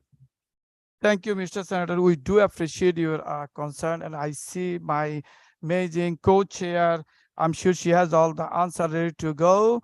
And obviously, we want to work together. We want to work together to this community can make better place to live, work, and raising a family. This is the bottom line. This is why we are in here 15 hours listening the public hearing and all other concern everyone. Thank you. So, Madam Chair, please.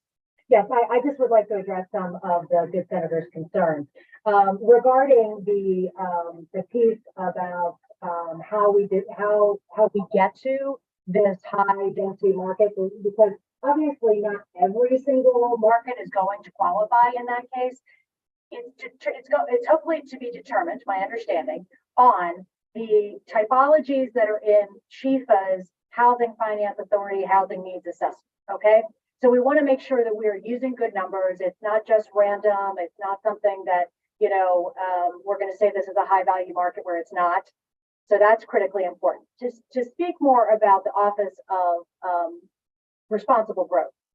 I know we had a lot of conversation in the hearing about this.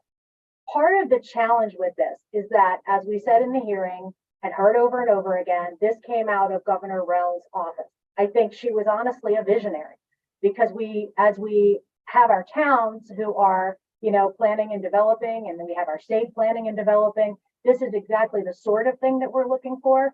There is a lot of detail in the bill as to how that person, and hopefully eventually, supportive staff, will be able to coordinate with the officers of the town. Because as we all know, we want to make sure that the towns have voice in what is happening. So that's where we're looking for that definition to be put into more firm statute, because right now it is not as clear. And I think that what I've heard today from all of you is that we do need clarification and we do need more work on this. And so I will have further comments later. But as you know, work in progress. There will be more comments. I'd love to have more meetings with you, sir, and with some of the people that some of the good representatives and senators have already connected me with. And I hope I did some justice to your questions. Thank you, Mr. Chair. Madam Chair, you always do, and I appreciate your work, and thank you. And that kind of, and I remember that, having been here in this legislative body for a number of years, I remember hearing about that from Governor Rel.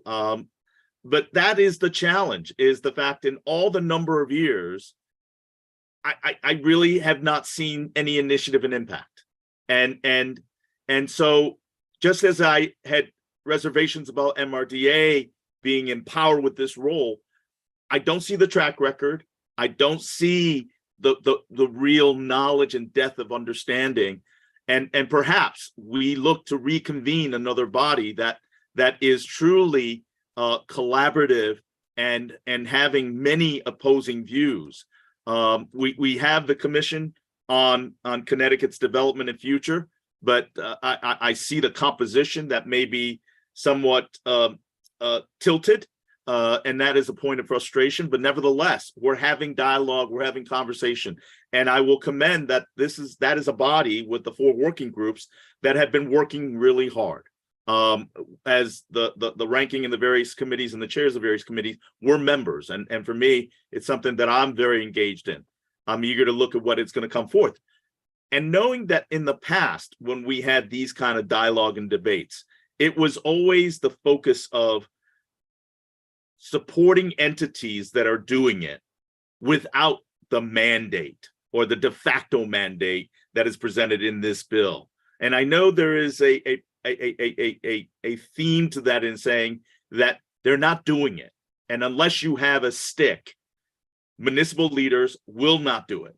And that is where we depart, because I do believe many of our municipal leaders would absolutely love to partner with state authorities and federal authorities to increase affordable and accessible diverse housing. But this bill, through its de facto mandate of taking away funds being managed by an entity that has no track record, no interaction, there is no trust in that. And that is where the frustration as we have it. In many of our bills, it was a opt-in, and there'll be many of our advocates who will be supporting this bill with some reservation, who will be saying, this is an opt-in. It's not an opt-in. Let us be clear, because sidewalks, brownfields, and entities related to infrastructures of the town in which they are dependent in the collaboration with state funding would be denied if you are not opting in. That's not an opt-in. People would say it's a hammer. I wouldn't say it's a hammer, but it's a really, really strong arm twist. And it impacts municipalities that are trying to manage their budgets. So again, if this bill is truly a work in progress, I would have hoped that this would be a true opt-in without the penalty, and that we would convene a that is truly collaborative for many of the people who oppose this bill to sit in on a working group to discuss this issue, not the collaborators and the advocates for one side versus the other. Because from that dialogue, we would get a far better bill that people can make decisions on, compromise, and feel as though they are part of the solution, not being part of the mandate that's imposed on them.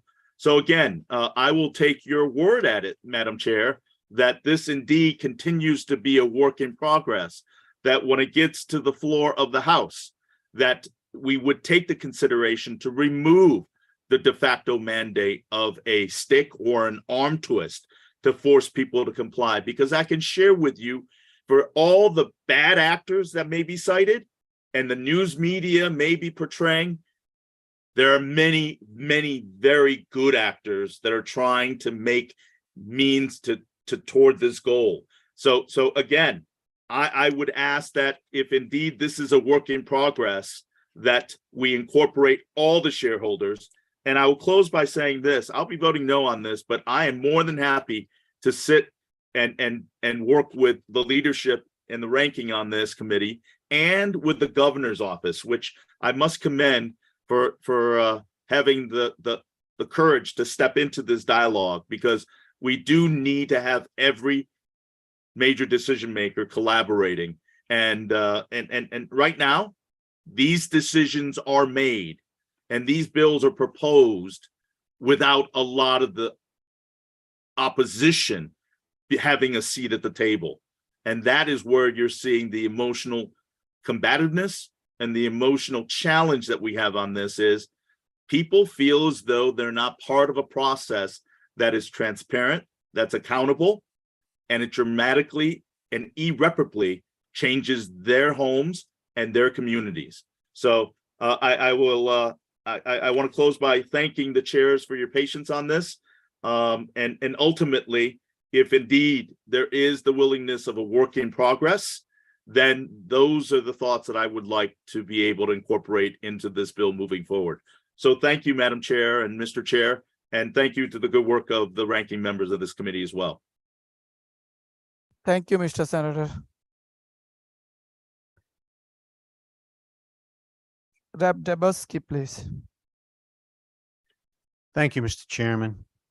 I listened very intently to the good representative from New Haven, who essentially called some of the towns in this state bad actors because they didn't take seriously the mandate of creating an affordable housing plan. It's very important to understand that New Haven and my towns are not just different in size, but they're different in both quantity and quality. And when I say quality, I don't mean good or bad. I mean what they have. My town has approximately 2,000 people. We have 2.5 people on the road crew. We have our land use department consists of one zoning enforcement officer who is part-time, meaning that he has office hours for 3 hours a week. That's the department. We have a building inspector who is subbed out from the town of Wyndham. We don't have our own building inspector. And we have a wetland officer who is also there 3 hours a week. That is our entire land use department. I know in New Haven, they have full-time staff, they have offices, they have all sorts of capacity and resources that small towns simply do not have. They also have sewers in New Haven. The nearest sewer is got to be 8 miles away from my town. We don't have any city water. Everything is dug in the ground. You want water? Drill for it. You want to put in a septic? Dig for it. My entire town is in the watershed, or is the watershed, for the Willimantic Reservoir. We have approximately 800 houses in the whole town. And we get between 1 and 2 applications to build a new house each year. I'm guessing that New Haven gets more than that every day. They're not the same thing. When towns like mine get a mandate that you must create a affordable housing plan, okay, first question is, who's going to do it? The staff? They work 3 hours a week. They're going to put together an affordable housing plan? And what is it going to say? Oh yeah, we're going to build all these houses in Chaplin. Who's going to build them? Where are they going to get built? The watershed? We get 2 applications at most to build a house in the town. If we're supposed to have 10% affordable housing, we have 800 houses. That means we need 80 houses. Well, who the heck's going to build them? The town? Our entire discretionary budget for the entire year is approximately $2 million. I'm guessing that the land use department alone in New Haven has a budget of over $2 million. They're not the same thing. They can't be forced into the same box. I sat on the committee that we were able to pull together to create this affordable housing plan. I also sit on the Board of Finance. I also sit on the Planning and Zoning Commission, as do a number of other people. They sit on multiple boards because we just can't find people who will volunteer for all these positions. It was no easy feat to pull together people to sit on this committee to create this affordable housing plan. And then we went over the requirements, and literally we all started cracking up because it had absolutely nothing to do with a little tiny town like ours. So when we are disparaged and said, and it's said that we are not taking it seriously, how can we possibly take this seriously when it's geared towards towns that are not ours, that are geared towards towns that have staff, that have big budgets, that have people that want to move in? I know there are towns in this state that are growing, that are building all over the place, that are building apartment units, that are building single family houses. Perhaps this bill could be directed at them. But how in the world is a town like mine going to comply with these mandates? I represent a town, literally cannot find anybody to run for selectman.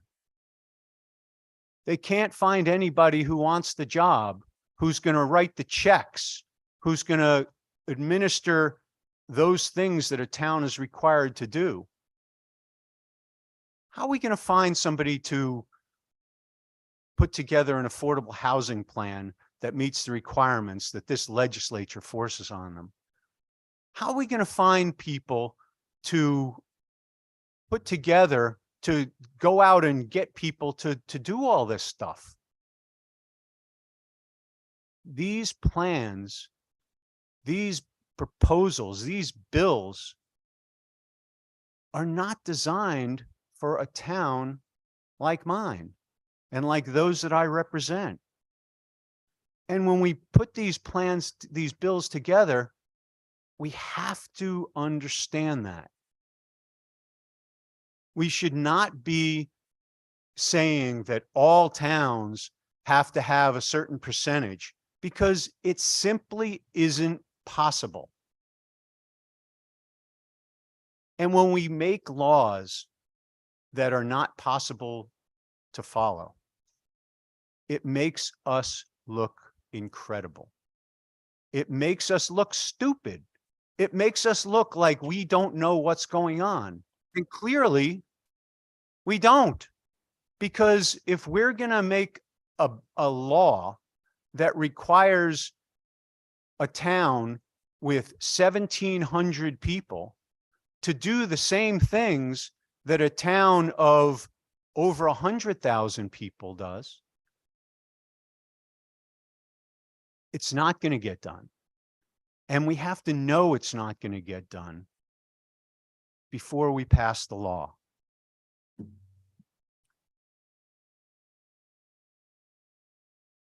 This bill essentially puts a gun to the head of every town and says, opt in, or you don't get your money. You don't get the discretionary funds that you need to operate.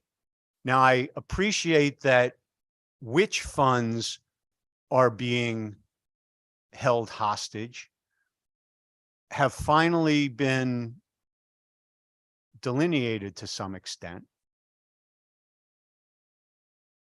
But that delineation is small comfort to the towns that need those funds.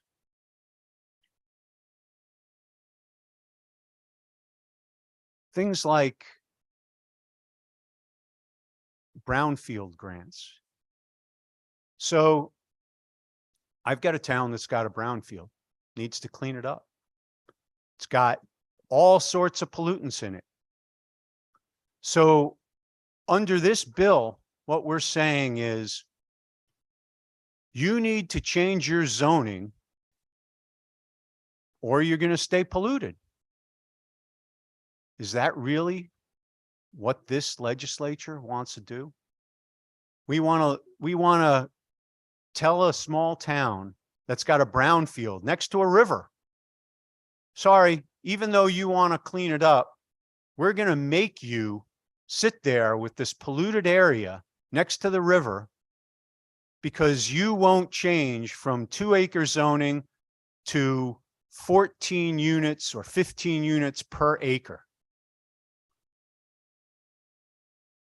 I think that's short-sighted at best. We should be doing everything we possibly can to help that town clean up that brownfield.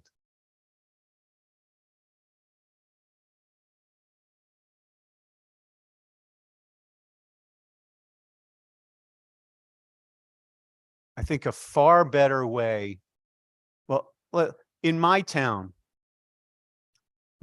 is what's called a distressed community, meaning that there's an awful lot of poor people in my town. There are, I think, 23 distressed communities in the state. In my district, I have 5 of them. That's an awful lot of poor people. Small towns without a lot of government, they still have very high mill rates. Well over 40 in most of my towns. So what are they going to do? Make it 50, 60? Who's going to afford that? Because part of affordability on a house is also taxes.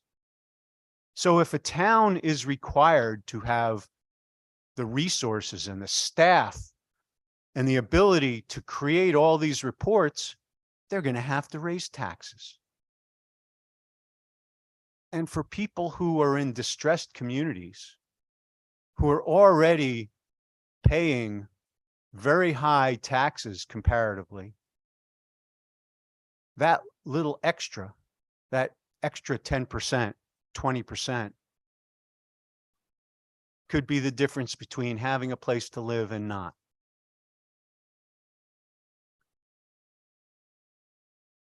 We have apparently an affordable housing problem in this state. But you know what? We do not have an affordable housing problem in my town or in my district or in many of the other towns around this state. We have plenty of affordable housing. We have plenty of places to build housing if you want it. We don't need an affordable housing plan. We don't need this bill forcing us to do what a small, what cities need to do. Having low-income housing is a burden. We've heard all sorts of people say, it's going to create this huge economic boon wherever it is. Nonsense. Everybody knows that's nonsense. You stick a bunch of low-income people into a poor town, you're not getting any economic boom. You're just getting more poor people. Well, I know the cities want to move some of those poor people out. We heard testimony about that the last time this bill or similar bill came up. And the mayors of the big cities admit it. We want to get them out. We want to get the poor people out of our town, and we want to send them to the neighboring towns. Well, many of those neighboring towns can sustain it. But when you come out into Eastern Connecticut, you come out into the boonies, we've already got our share of poor people. I'm not saying, I encourage anybody who wants to move out to my neck of the woods, come on out. We'd love to have you. But what we don't need is people in Hartford forcing things on us that we cannot sustain. We simply have no ability to do what is required. You want to create more affordable housing? Well, change the definition. We've got plenty of affordable housing in my town that doesn't count towards the 10% mandate because it's not deed restricted, or it's too old, or one thing or another. There's reasons why it won't count. You could have a house in my town that you rent for $100 a month, a 4-bedroom house that you rent for $100 a month. It wouldn't count as affordable housing because it's not deed restricted. Well, who the heck wants a deed restricted? If you own a house and you want to rent it out, you want to give somebody else an opportunity to have some housing, you're not going to put a restriction on your own deed. That's silly. That's geared towards developers. That's geared towards companies, development companies that build big apartment complexes that have a portion of them as affordable housing. You want to deed restrict that? God bless you. But that doesn't take into account small towns where people just rent out an apartment over the garage, or an apartment in a barn, or another unit in their house. That's affordable housing, but it doesn't count. You want more affordable housing? Make it count. Change the definition.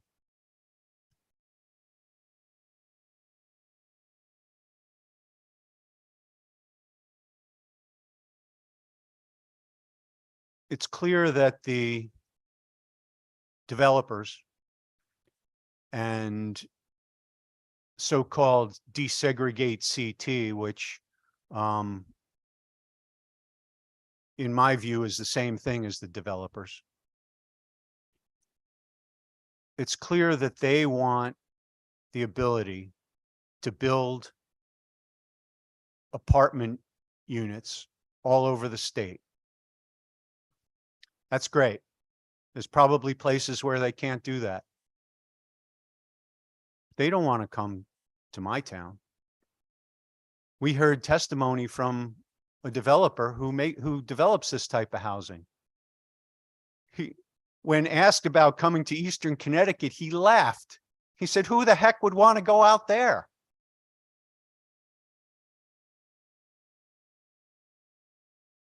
So if that's the case, why is this legislature trying to force towns like mine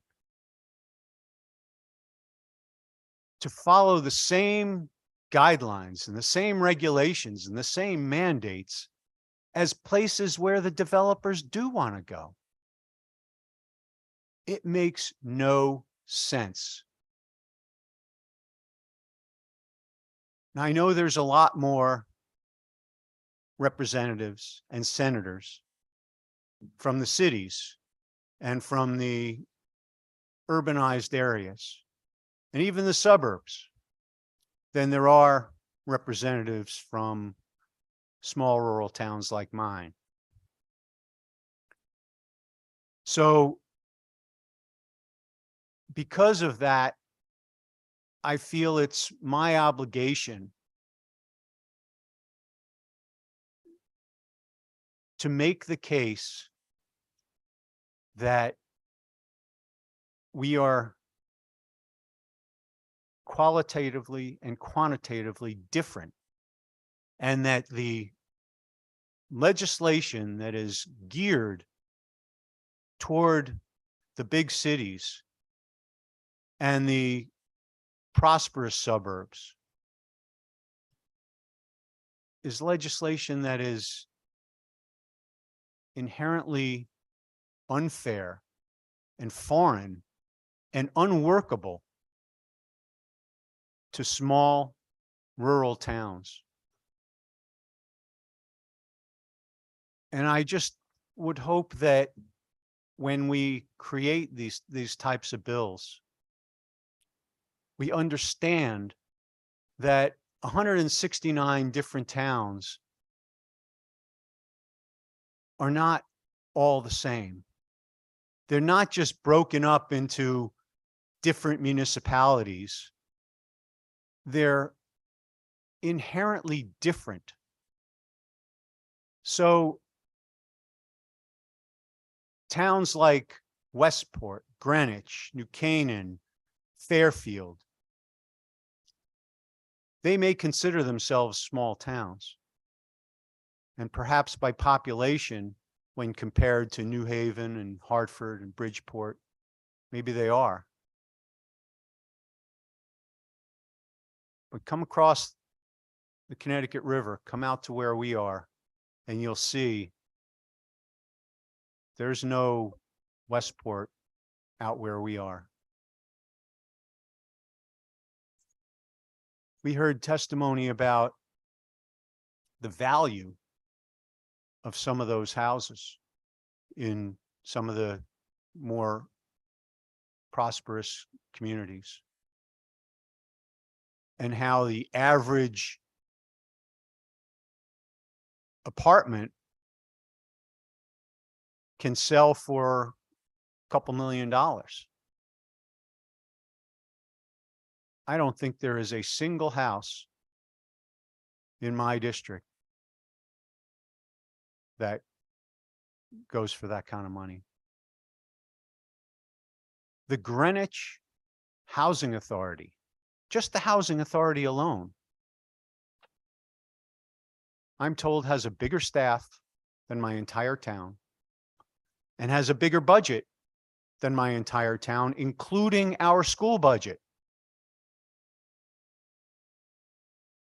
Now, if this bill is directed at towns like Greenwich, Westport, New Canaan, Fairfield, I could understand it. I still wouldn't support it, but I understand it. But I defy anybody to explain how this bill fits in towns like mine. It doesn't make any sense. Thank you, Madam Chair, Mr. Chairman. Thank you, Mr. Chairman. Thank you so very much. Yes, I'm also from east of the river. I was Andover 2 hours this week. Had a great time with them. And I heard a lot of people, they wanted more housing in Andover. So Andover is a small town, I think 2,600 people living over there. So I appreciate you brought up. So yeah, we are inviting everyone, visit to the east of the river. Rep. Debesky and me, we can host you guys for dinner or lunch and give you the big tour. Thank you. So I see now I have my my good friend Hall, please. Thank you. Thank you, Mr. Chair. I'm not going to go back over a lot of the testimony. I agree with all my colleagues today that have spoke about how diverse and different all our towns are in Connecticut, which I think we all truly appreciate. What I'd like to do is draw some similarities to this bill and what we already do with our solar projects that we mandate onto our towns. And I'd like to kind of draw a line and equate this siting council with this coordinating position. I'm going to call it a planning and zoning czar, because that's exactly what this position is going to be. Right now, with our solar projects that come to our towns, as many of you know and have experienced at the local level, our planning and zoning and our inland wetlands and all our commissions have a zero say in any of these projects that are forced into our farm communities and absorb many of our acres and acres of land. So what I don't want to see personally, because we've had so many projects between the two towns that I represent, we've had more than our Philips solar projects hoisted onto our towns with actually no say. And I say no say tongue in cheek, in the sense that the siting council will hear your concerns as a town. You can submit to the siting council your concerns and your suggestions on these projects. But in the end, the siting council has the final say. So as much as we like to say our towns will have a say in these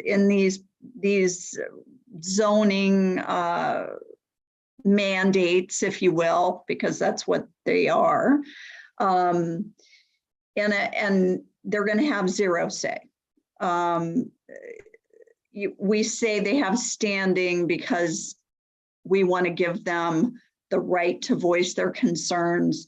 But I would tell you, out of 90%, probably closer to 95% of the concerns my towns have brought to the siting council, they fall on deaf ears. So I really hate to see us putting in a planning and zoning czar for the state of Connecticut to come down on all these municipalities and tell them exactly what they should and shouldn't be doing. I will tell you, my town, and I talked about this a little bit in our hearing process, my town worked really hard on our TOD zoning. We've put together spot zoning, mixed use zoning throughout the area that we had been fighting for this train station for over 20 years. So we had done everything in early prep work going back 20 years to TOD. So I think we were way ahead of the curve. The state was the one that held up our whole process. So to say that the towns are not going to work towards these projects, both my towns meet the 10% and exceed the 10% of affordable housing. So we've worked extremely hard and to make these things happen in over the course of 2 decades. So I want to touch a little bit on the POCDs that we ask all our towns to do. So these act as a, I don't know, like a roadmap, so to speak, for our towns.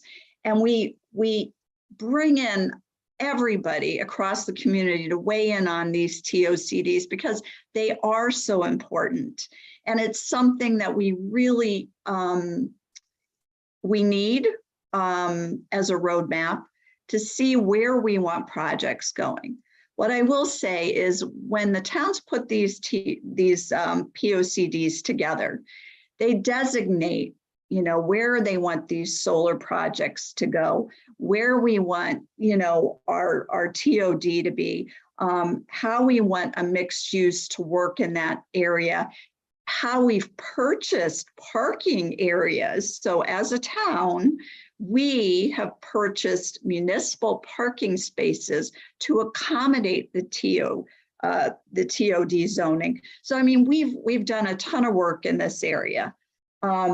What we don't want is we don't want a planning and zoning czar to come in and tell us what we're doing right and wrong, because we know we've done it right for 20 years now. So I so appreciate the intent of the bill. I truly do. What we're trying to do with this bill is put a round peg into a square hole. Round pegs don't fit every single municipality in the state of Connecticut. And I think we've heard that from everybody that spoke on this bill today. So what I don't want to see happen is I don't want to see our POCDs that people put so much time and effort in at the local level to be thrown away, because that's what's done through our siting council process. And it's a fact, it's done. The communities I represent have dealt with it. So I appreciate this is a work in progress. In my mind, it's got a lot of work to be done to make it work cooperatively with our municipalities. And I don't want them to just have a say.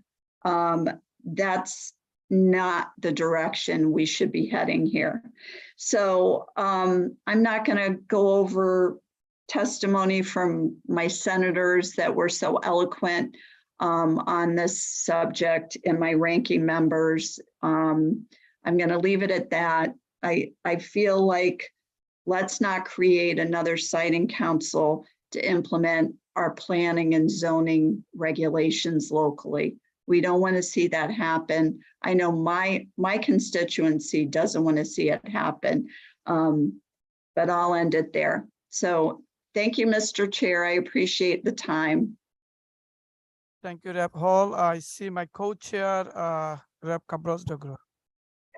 Thank you so much. And thank you to everyone on the committee who has spoken today. I really appreciate that you took the time to frame your comments around the constituencies that you represent, the stakeholders, the people that you have served with on your municipal boards, the people that you continue to hear from, whether it's, you know, people that you serve with on the committee that might be in the opposite chamber. I think you have certainly done all of your folks a service today by sharing how you feel, how they feel, and giving them a voice. Because we've heard a lot today about people who are not being heard, or people who maybe are not the constituency that's being reflected. And that's why we have public hearings. That's why we allow for submission of testimony, or for people to call in, for people to come in person. We have so many opportunities. Even after the bill leaves the committee process, people are able to contact us. And I think that that's all critically important to this conversation. I think about some of the previous comments about the fact that we don't always hear from everybody. I know that was true in my first year when I got here, and it was the first time I'd ever seen my inbox buried with, you know, hundreds of emails from across the state about a very specific issue we were debating in public health. And when you have, you know, over 3 million people in Connecticut, you also have to really think about the voices that you're not hearing from. And so that's part of what I think and I'm sure my co-chair have to bring to the table when we are having these discussions, because it is critically important. We have hundreds of thousands of people that we can't hear from, unfortunately. And some of those people are disabled. Some of those people are elderly. Some of those people are frankly poor and don't have access to the internet and might like to be able to tell us about their affordable housing journeys. We talk about advocacy groups that organize folks or don't organize folks. And you know what?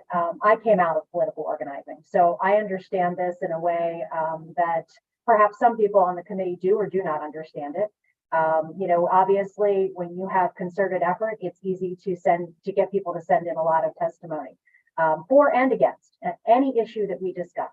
And so I think it's important to keep in mind that sometimes there are groups that organize, but a lot of times there are people who are silently suffering and silently in need of our leadership, because there is leadership necessary on this issue. I heard it from my colleagues on the other side of the aisle in reference to the governor's bill. I know there are bills in housing that are requiring leadership. I've heard a lot about 830G today. That's not something that has historically been covered in this committee, which I think we heard reference earlier to the fact that we have this used to be housing and planning and development used to be one committee, and sometimes we probably might think that would be a good thing. But I am thinking about in the same way that our good senator shared his story of his childhood. I was struck by that, and I just wanted to share a little bit about mine because I think it's the people that we're not hearing from, and it illustrates that. I was raised in Virginia. I was raised in the 80s. A similar inflationary period to the one that we are experiencing now. My parents unfortunately divorced very soon after I was born. And so we had to live with my grandparents for nearly 8 years. I say that because my mom had a really good job. It was a big union job. She had great benefits. She had a decent salary for the 1980s. And she still could not afford for us to move out of my grandparents' house for almost 8 years because of the area of the country we lived in. It's a very similar area fiscally to the area we live in here. Very high expenses in the Northern Virginia area, remaining that way. We were finally able to move into, with a lot of help from a lot of folks and that good job, into what would now be called middle housing. It was a townhouse. It was looked down upon by some of my cousins. It was called row housing because they lived in a different state that looked down on that kind of housing.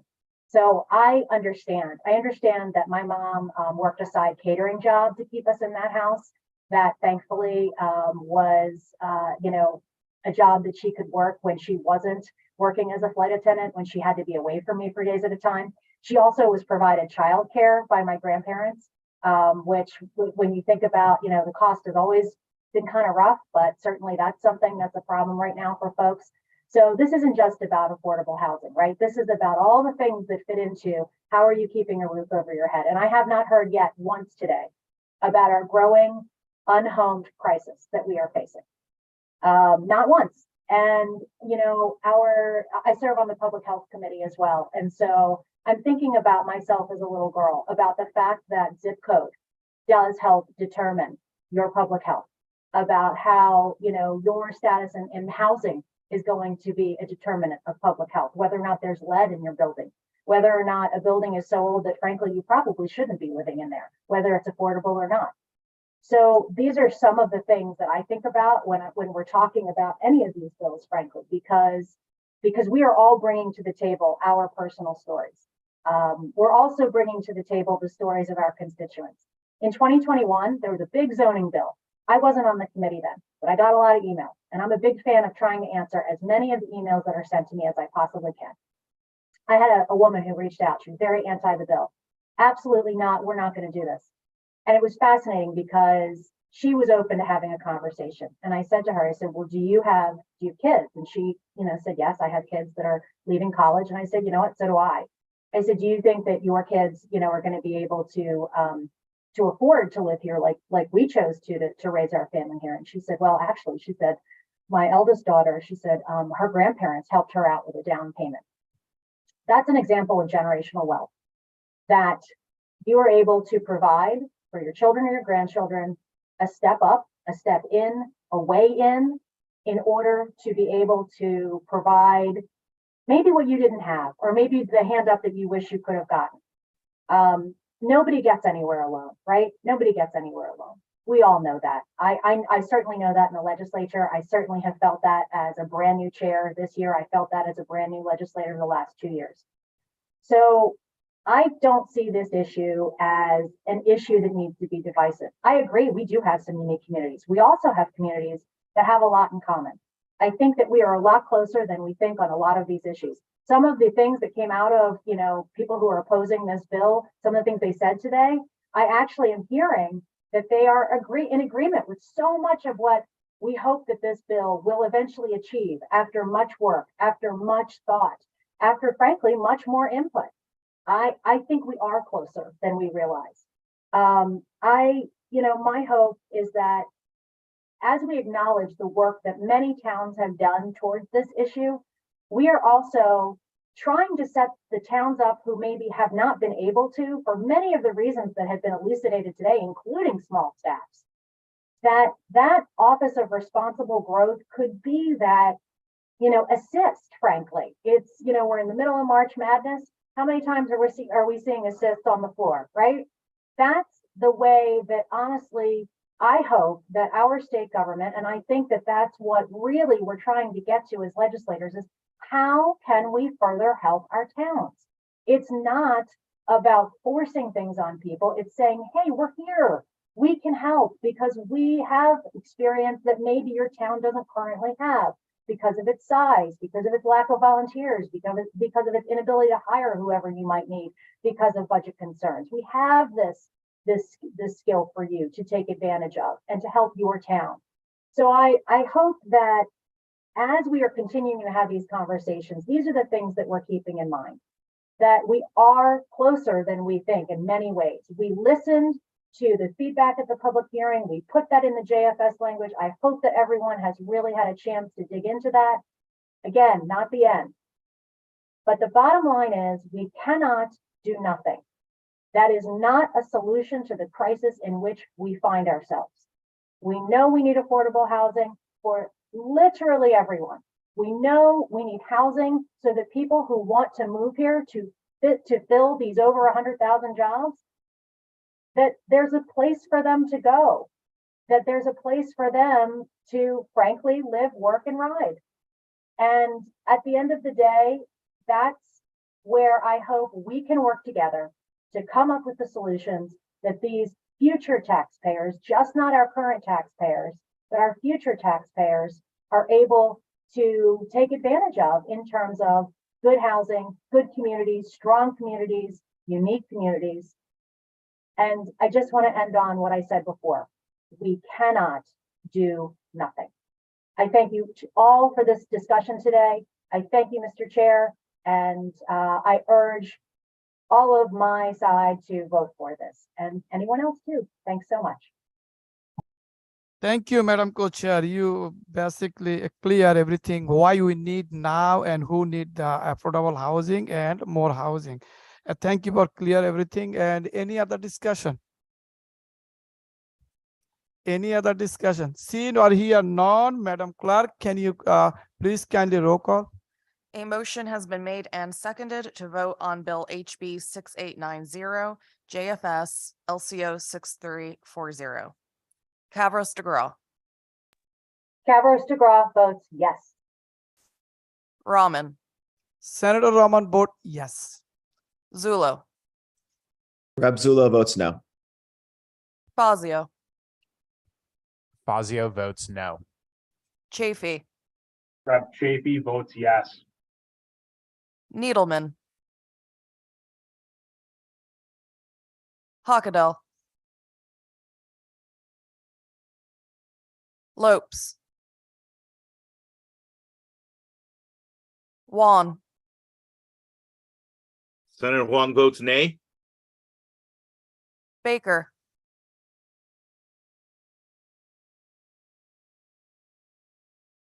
Baumgardner, Conley, DiAgostino, Lamar, Yes. McCarthy Vehy, Representative McCarthy Vehy votes yes. Michelle, Delnicki, Dubitsky, Haynes, Hall, Rep. Hall votes no. Zawatowski, No. Thank you, Madam Clerk. Now we're moving item 4, Senate Bill 1139, raise and act concerning planning and development, JFS LCO 6297 to move to floor. May I have a motion? May I have a second? Second. Motion and seconded. Any discussion?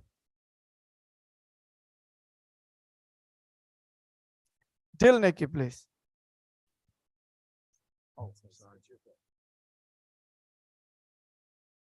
Thank you, Mr. Chair, and thank you for Ranking Member Fazio for deferring. Basically, those folks that were wondering what happened to 5888, this is the new bill that had the content of HB 588. And I want to thank the chairs for moving it forward. I know there's some work that we still have to do on it, but nonetheless, it's coming out of committee and we're going to go from there. And again, I thank the chairs for the support on bringing it out. Thank you, Nikki, and not just the chairs, everyone is agree and all in, working as a team. Thank you. Any other discussion? Senator Pazio. If there is no objection, I would like to offer this item for consent. I love it, love it. Any discussion? Any objection? Madam Clerk, item 4, can you kindly add on a consent calendar? Thank you. Now moving item 5, House Bill 6799, raise and act concerning municipal agency, JF, move to floor. May I have a motion? May I have a motion to move to floor? So moved. May I have a second? Second. Motion and seconded. Any discussion? Any discussion? Senator Pazio. Yes, Mr. Chairman. I think there will be need for a roll call on this item and the next item because there is concern among some members about dummy bills, generally speaking. So while some of us will be voting yes, I do think that some of our members would like a roll call because of their concern with the placeholder bill process, generally speaking. Thank you. Thank you, Mr. Senator. Ranking Member Rep. Julo, please. Thank you, Mr. Chair. Senator Fazio made the comments that I needed to make, so thank you for the opportunity.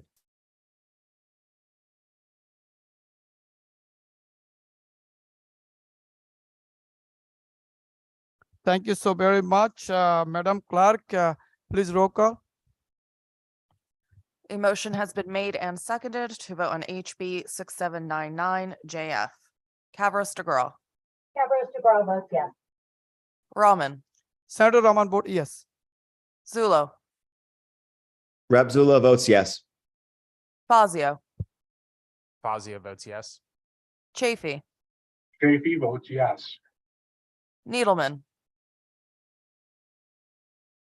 Hockedel,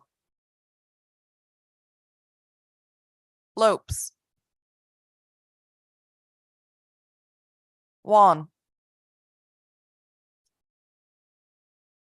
Baker, Baumgardner, Yes. Conley, DiAgostino, Lamar, Lamar votes yes. McCarthy Vehy, McCarthy Vehy votes yes. Michelle, Delnicki, Dubitsky, Haynes, Hall, Rep. Hall votes yes. Zawitowski. No. Thank you, Madam Clerk. We're moving the item 6, Senate Bill Mr. Chair? 11. Mr. Chair, may I cast a vote? Senator Juan, Senator Long, yay. Thank you, Mr. Chair. Thank you, Madam Clerk. Senate Bill, item 6, Senate Bill 1138, raise and act concerning local government. JF, move to floor. May I have a motion? So moved. May I have a second? Motion and seconded. Any discussion? Yes. Senator Pazio. For the same reasons, we would ask for a roll call vote on this bill. Thank you, Mr. Senator. Any objection? Madam Clerk, please roll call. a motion has been made and seconded to vote on SB 1138 JF. Kavros DeGraw, Kavros DeGraw votes yes. Rahman, Senator Rahman vote yes. Zulo, Rep. Zulo votes yes. Fazio, Fazio votes yes. Chafee, Chafee votes yes. Needleman, Hockedal, Lopes, Juan, Senator Huang, yay. Baker, Representative Baker votes yes. Baumgardner, Rep. Baumgardner votes yes. Conley, DiAgostino, Lamar, Representative Lamar votes yes. McCarthy Vehy, Representative McCarthy Vehy votes yes. Michelle, Rep. Michelle votes yes. Delnicki, Yes. Dubitsky, Haynes, Hall, Rep. Hall votes yes. Zawatowski, Yes. Thank you, Madam Clerk. We're moving item 7, Senate Bill 1140, raise and act concerning the appointment of Justice of the Peace, JFS LCO 6298. May I have a motion to move to floor? So moved. Have a second? Motion and seconded. Any discussion? Any discussion? My good friend, Ranking Member Rep. Zulo. Thank you, Mr. Chair. Just briefly, I understand that this the initial proposal, the language that's available on the website was proffered to address an issue in one or two particular towns. I understand, though, that the JFS language has been modified just ever so slightly to have a more broader application to essentially specify that newly created offices, as far as justices of the peace, can essentially be filled prior to the next regular election. I think it also deals with the JFS language as well, if they're created by charter, and addressing the logistic and timetable issues that may arise in those situations. The whole intent of the bill is to make administration and oversight of these offices a little bit easier and a little bit more smooth. I have no concerns about the proposal. It's a common sense proposal. It comes to fix a problem, as so many times issues due to this committee that came up in a municipality. And if there is no other comment or objection, I would request that it be moved to the consent calendar. Any objection? Madam Clerk, please kindly add on the consent calendar item 7. Now we're moving item 8, House Bill 6798, raise and act concerning municipal issues, JFS LCO 289. Move to floor. May I have a motion? So moved. Mr. Chair, I think that's 6-2. Motion and seconded. Any discussion? I think that's LCO 6289. 289, yeah. 6289. Oh, 6289, I'm sorry. LCO 6289. LCO 6289, okay. Rep. Nildeke. Thank you, Mr. Chair. If folks that have the crumbling foundation issue were wondering what happened to SB 43. This is the new SB 43. This is a work in progress on standards for concrete for residential homes to ensure that we don't have any more crumbling foundations on new homes that are built. Thank you, Mr. Chair.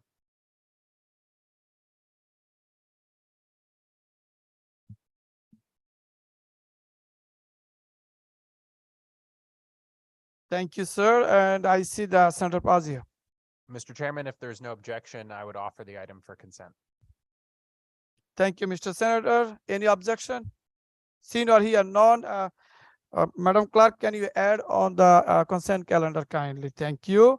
We're moving item 9, a last item, House Bill 6893, raise an act establishing a task force to study the exemption of vacant lots from confirmation of with the zoning regulation. JFS LCU 6341. Move to floor. May I have a motion? So moved. May I have a second? Motion and seconded. Any discussion? Senator Pazio. Yes, Mr. Chairman, this bill closes a loophole and provides a minor fix after the adjudication of a court case. It simply allows vacant lots in an improved subdivision to be deemed conforming if it was created before the zoning regulations were enacted. So I think it's a simple, good bill, and I would offer the item to consent if there are no objections. I see the Rep. Chippy.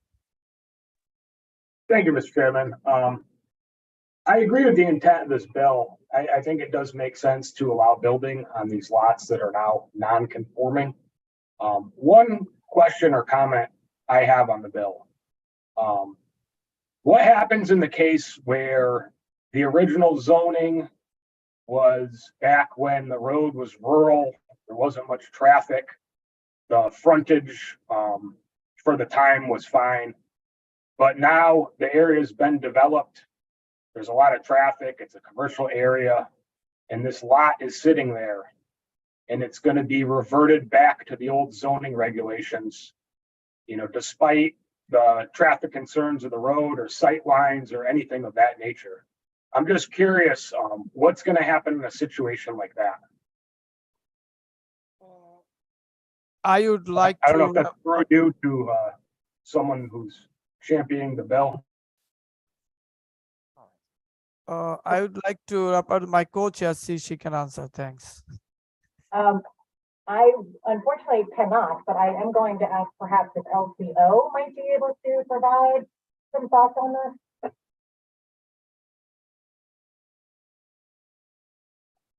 I see actually Attorney John LCO, he want to say a few things. I believe that regardless of what may have changed on the ground, so to speak, with the development around the vacant lot, that the zoning regulations that were subsequently adopted would not apply to such a vacant lot.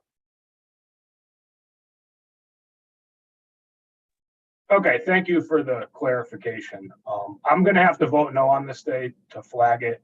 I know we've had conversations about this bill, so I'm sorry to spring this at the last second. It's just something I was thinking about while reviewing for today, and I do think it poses a legitimate concern for traffic safety and things of that nature. So I will be voting no on this today. Thank you, Mr. Chairman. Thank you so very much. We do, care about your concern.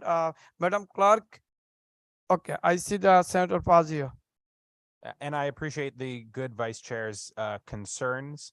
I think there's always going to be type 1 or type 2 errors when we're making these types of regulations. So I presume that if we keep the rule as is, there will be more false, so negatives than false positives will be created by enacting this change. So I will be voting yes on the bill, and I do urge others to do the same, although I do appreciate the comments of the vice chair. Thank you, Mr. Chairman. Thank you, Mr. Senator. If is any other question or concern? No, seen or hear none. Madam Clerk, please call roll call. A motion has been made and seconded to vote on Bill HB 6893, JFS LCO 6341. Kavros DeGraw, Kavros DeGraw votes yes. Raman, Senator Rahman vote yes. Zulo, Rep. Zulo votes yes. Fazio, Fazio votes yes. Chafee, Chafee votes no. Needleman, Hawkadell, Lopes, Juan, Senator Huang votes yea. Baker, Representative Baker votes no. Baumgardner,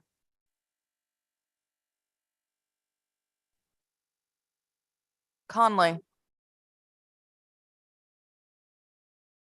DiAugustino, Lamar, Representative Lamar votes yes. McCarthy Vehy, Representative McCarthy Vehy votes yes. Michelle, Delnicki, Jubitsky, Haynes, Hall, Rep. Paul votes yes. Zawatowski, Yes. Madam Clerk, thank you. We did good work today. It's a lot, done. I do know we need the motion to roll call for all the consent calendar, adding the items. Please roll call for all the consent, item on the consent calendar. So moved. Motion and seconded. Please kindly roll call, Madam Clerk, for the consent calendar, adding the item.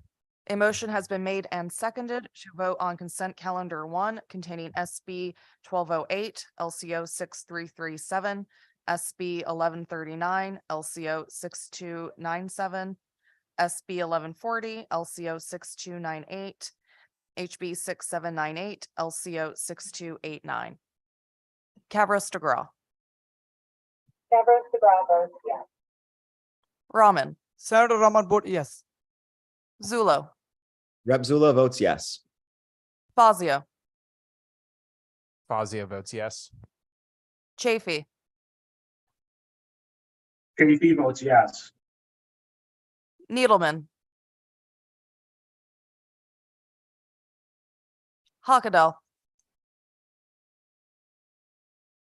Lopes, Juan, Senator Huang votes yea. Baker, Representative Baker votes yes. Baumgardner, Yes. Conley, DiAugustino, Lamar, Representative Lamar votes yes. McCarthy Vehy,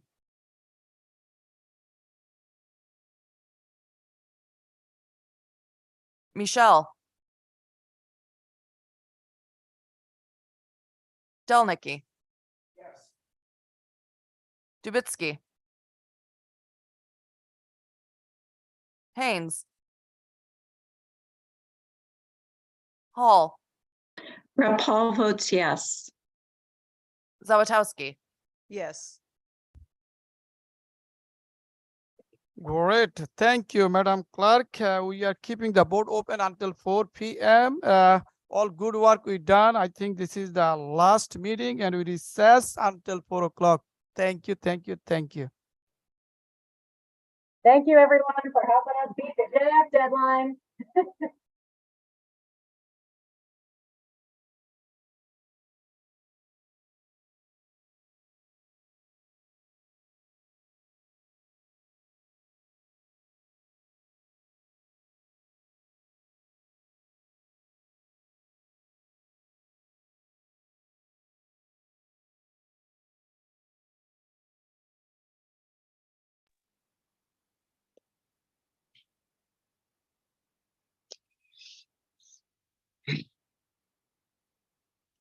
Madam Clerk, whenever you're ready.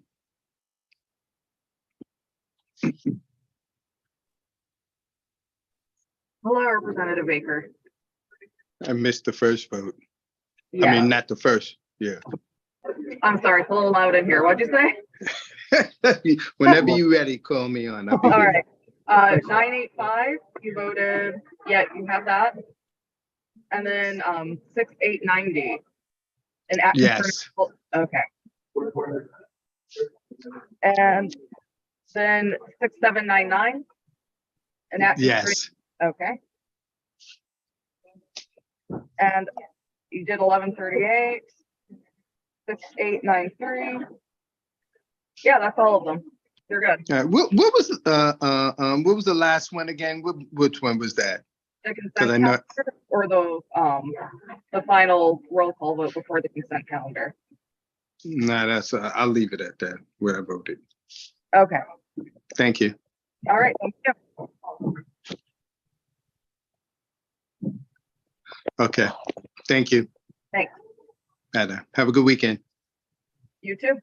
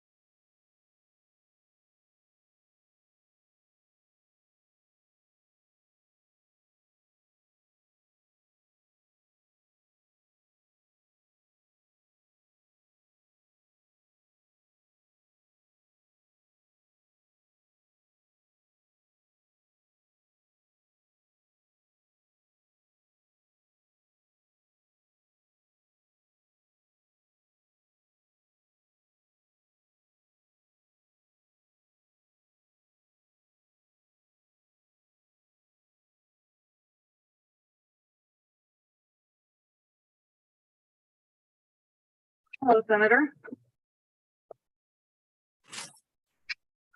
Hello, How are you doing? I have no volume. Hold on. That should be better. Can Maybe you I hear can, me now I can, yes. now? I'm, so can you go through the bills one at a time for me? Sure thing. Would you like Yeah. to start with the consent calendar or? Yes, the consent calendar, I'm a yes on.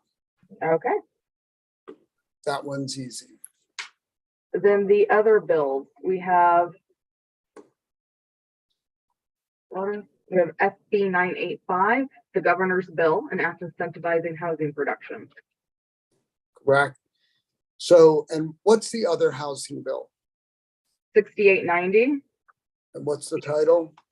that is an act concerning qualifying transit-oriented communities. Okay, great. That's So, the segregate bill. so for the record, I want to say that I'm voting yes on both of those bills, flagging them as part of a desire to further the conversation about affordable housing in the state. We all acknowledge we have a problem. Many of us certainly acknowledge that a one-size-fits-all model may be problematic, but I think that starting with acknowledging that there's a problem, we need to work together to find a solution to a problem that is broadly statewide. And I want to be part of that conversation. So. And I think the chairs and everyone acknowledge that these are works in progress and. Correct. Yeah. So we want to figure out the best way to make progress. I'm not going to be disparaging about anybody, but the arguments that I heard this time were the same arguments we heard 2 years ago. And I'm not sure we've made progress. Didn't want to engage in a long conversation, but I know I'm on CTN, and I do want to say that progress is what we're looking for here, not perfection, and working our way towards more affordable housing where it's needed is a critical thing that the state of Connecticut needs to achieve now. There is a housing shortage. There is a housing affordability shortage. It's not everywhere, but it's in enough places that this rises to the level of the state needing to take a hand in solving this problem. Not my preferred path, but clearly if the idea of local control and municipal solutions work, we would not be where we are today. So I'm going to leave it at that and vote yes on both of those. All right, thank you, Senator. SB 1138, an act concerning local government. This became the vehicle for, let me double check it. Oh, this is one of the placeholder bills. I'm a yes on that. And then 6799 is also a JF placeholder bill. I'm a yes on that. And finally, we have HB 6893, an act establishing a task force to study the exemption of vacant lots from conformance with zoning regulations.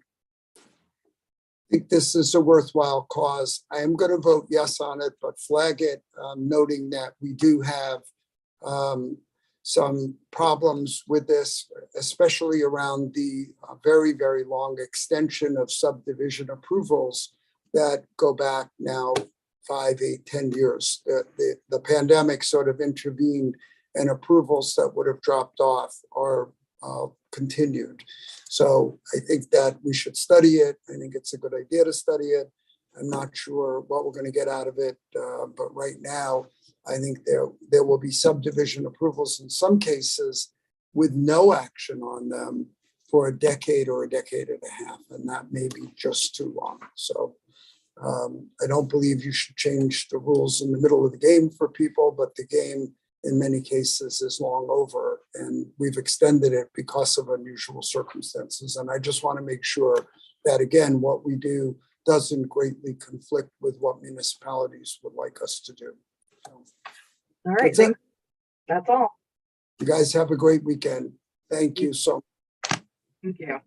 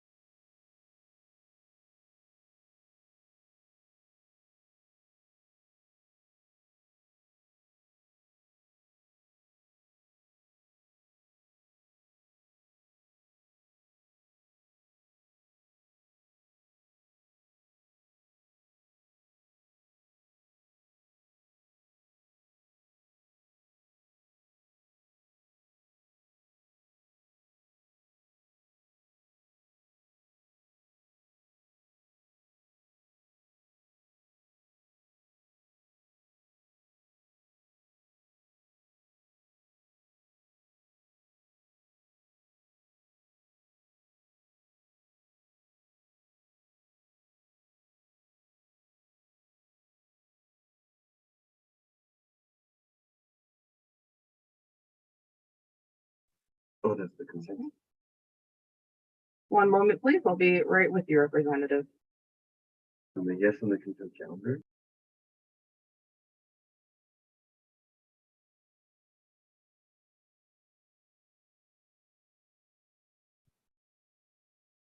Hi, Brianne. Hi there. 1 second, and I'll be right with you.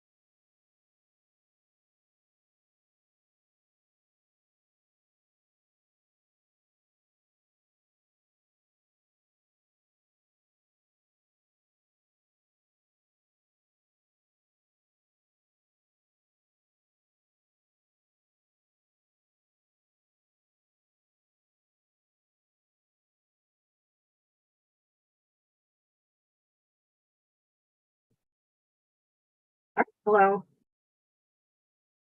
You're muted. Hello. There we go. All right. We have a consent calendar. Would you like me to go over what's on it?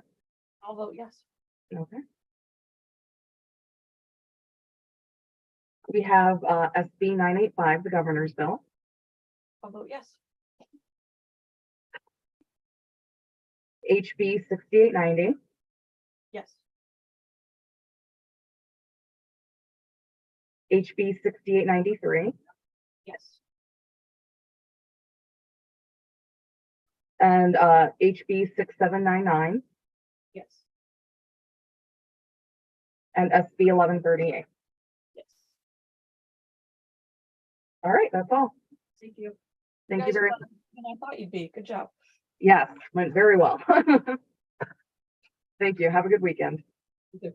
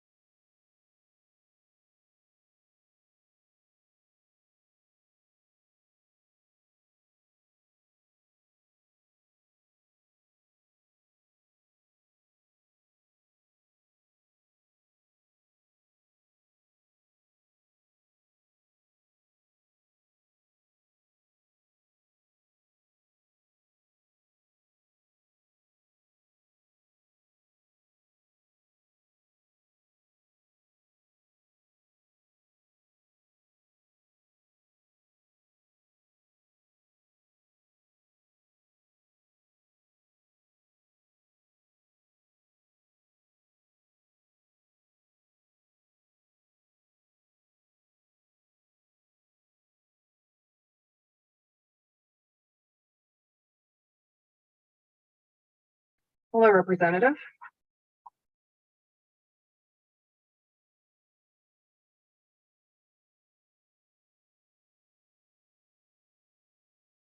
I can hear you. Can you hear me? Okay. Yep. You were muted there. All right, we have a consent calendar. Would like to go over what's on it? Just shoot me the numbers. That's fine. That's all I need to do. Okay, the consent calendar is SB 1208, SB 1139, SB 1140, HB 6798. That's it. Yes. SB 985, the governor's bill. Yes. HB 6799, this is a placeholder bill. Yep. Yes. Thank you. HB 6893. An act, this is an act establishing a task force to study the exemption of vacant lots from conformance Yes. with regulation. HB 6890, the TOD bill. Yes. What was the breakdown of the votes? We're still waiting for more to come in, Okay. but it's largely along Party party lines. lines with a few Dem saying no. Okay. And SB 1138, another placeholder bill. Yes. Thank you. That is all. Thank you. Thank you. Have a good weekend. Bye.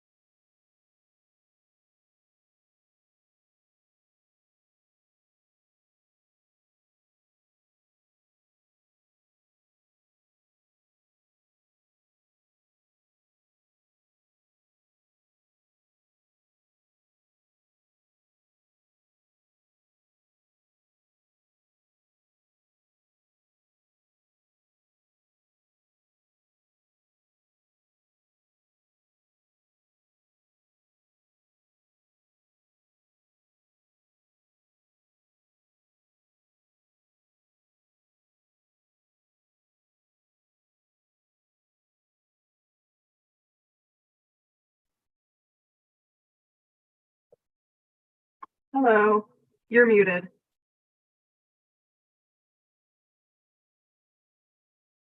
Can you unmute, please?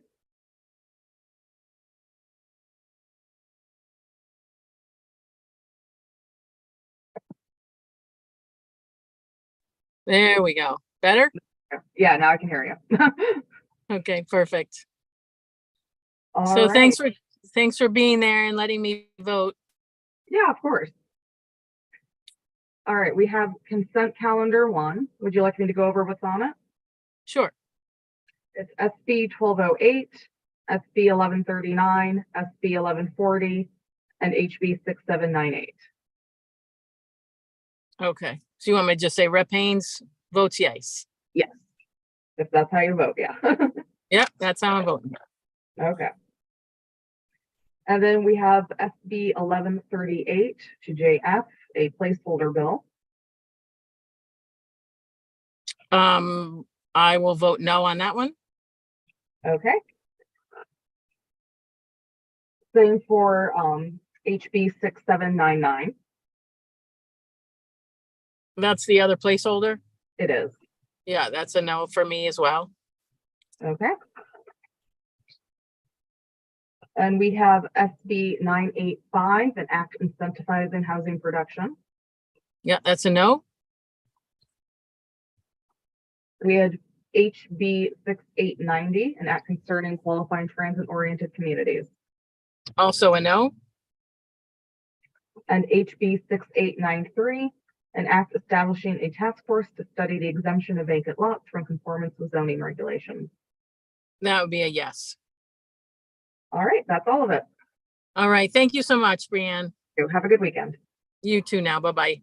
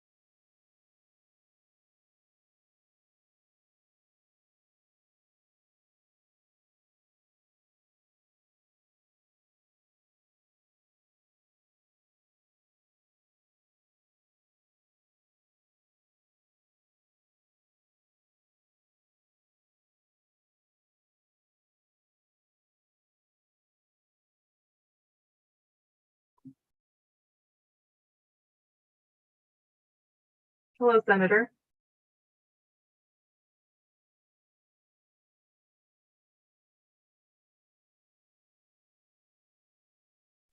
There we are. There we go. How are you? Good. How are you Good, doing? thank you. Good, thank you. All right, we have a consent calendar. Would you like me to go over what's on it? You can just put Okay. yes. We have HB 6893, an act establishing a task force to study the exemption of vacant lots from conformance to zoning regulations. Yes, please. HB 6890, an act concerning qualifying transit-oriented communities. Yes, please. SB 985, an act incentivizing housing production. Yes, please. HB 6799, this is I'm sorry, which one was that? 6799, it's a placeholder. Oh, yes, please. And same for SB 1138, also a placeholder bill. Yes, please. Everything. Thank you very much. Have a good day. You too. Bye.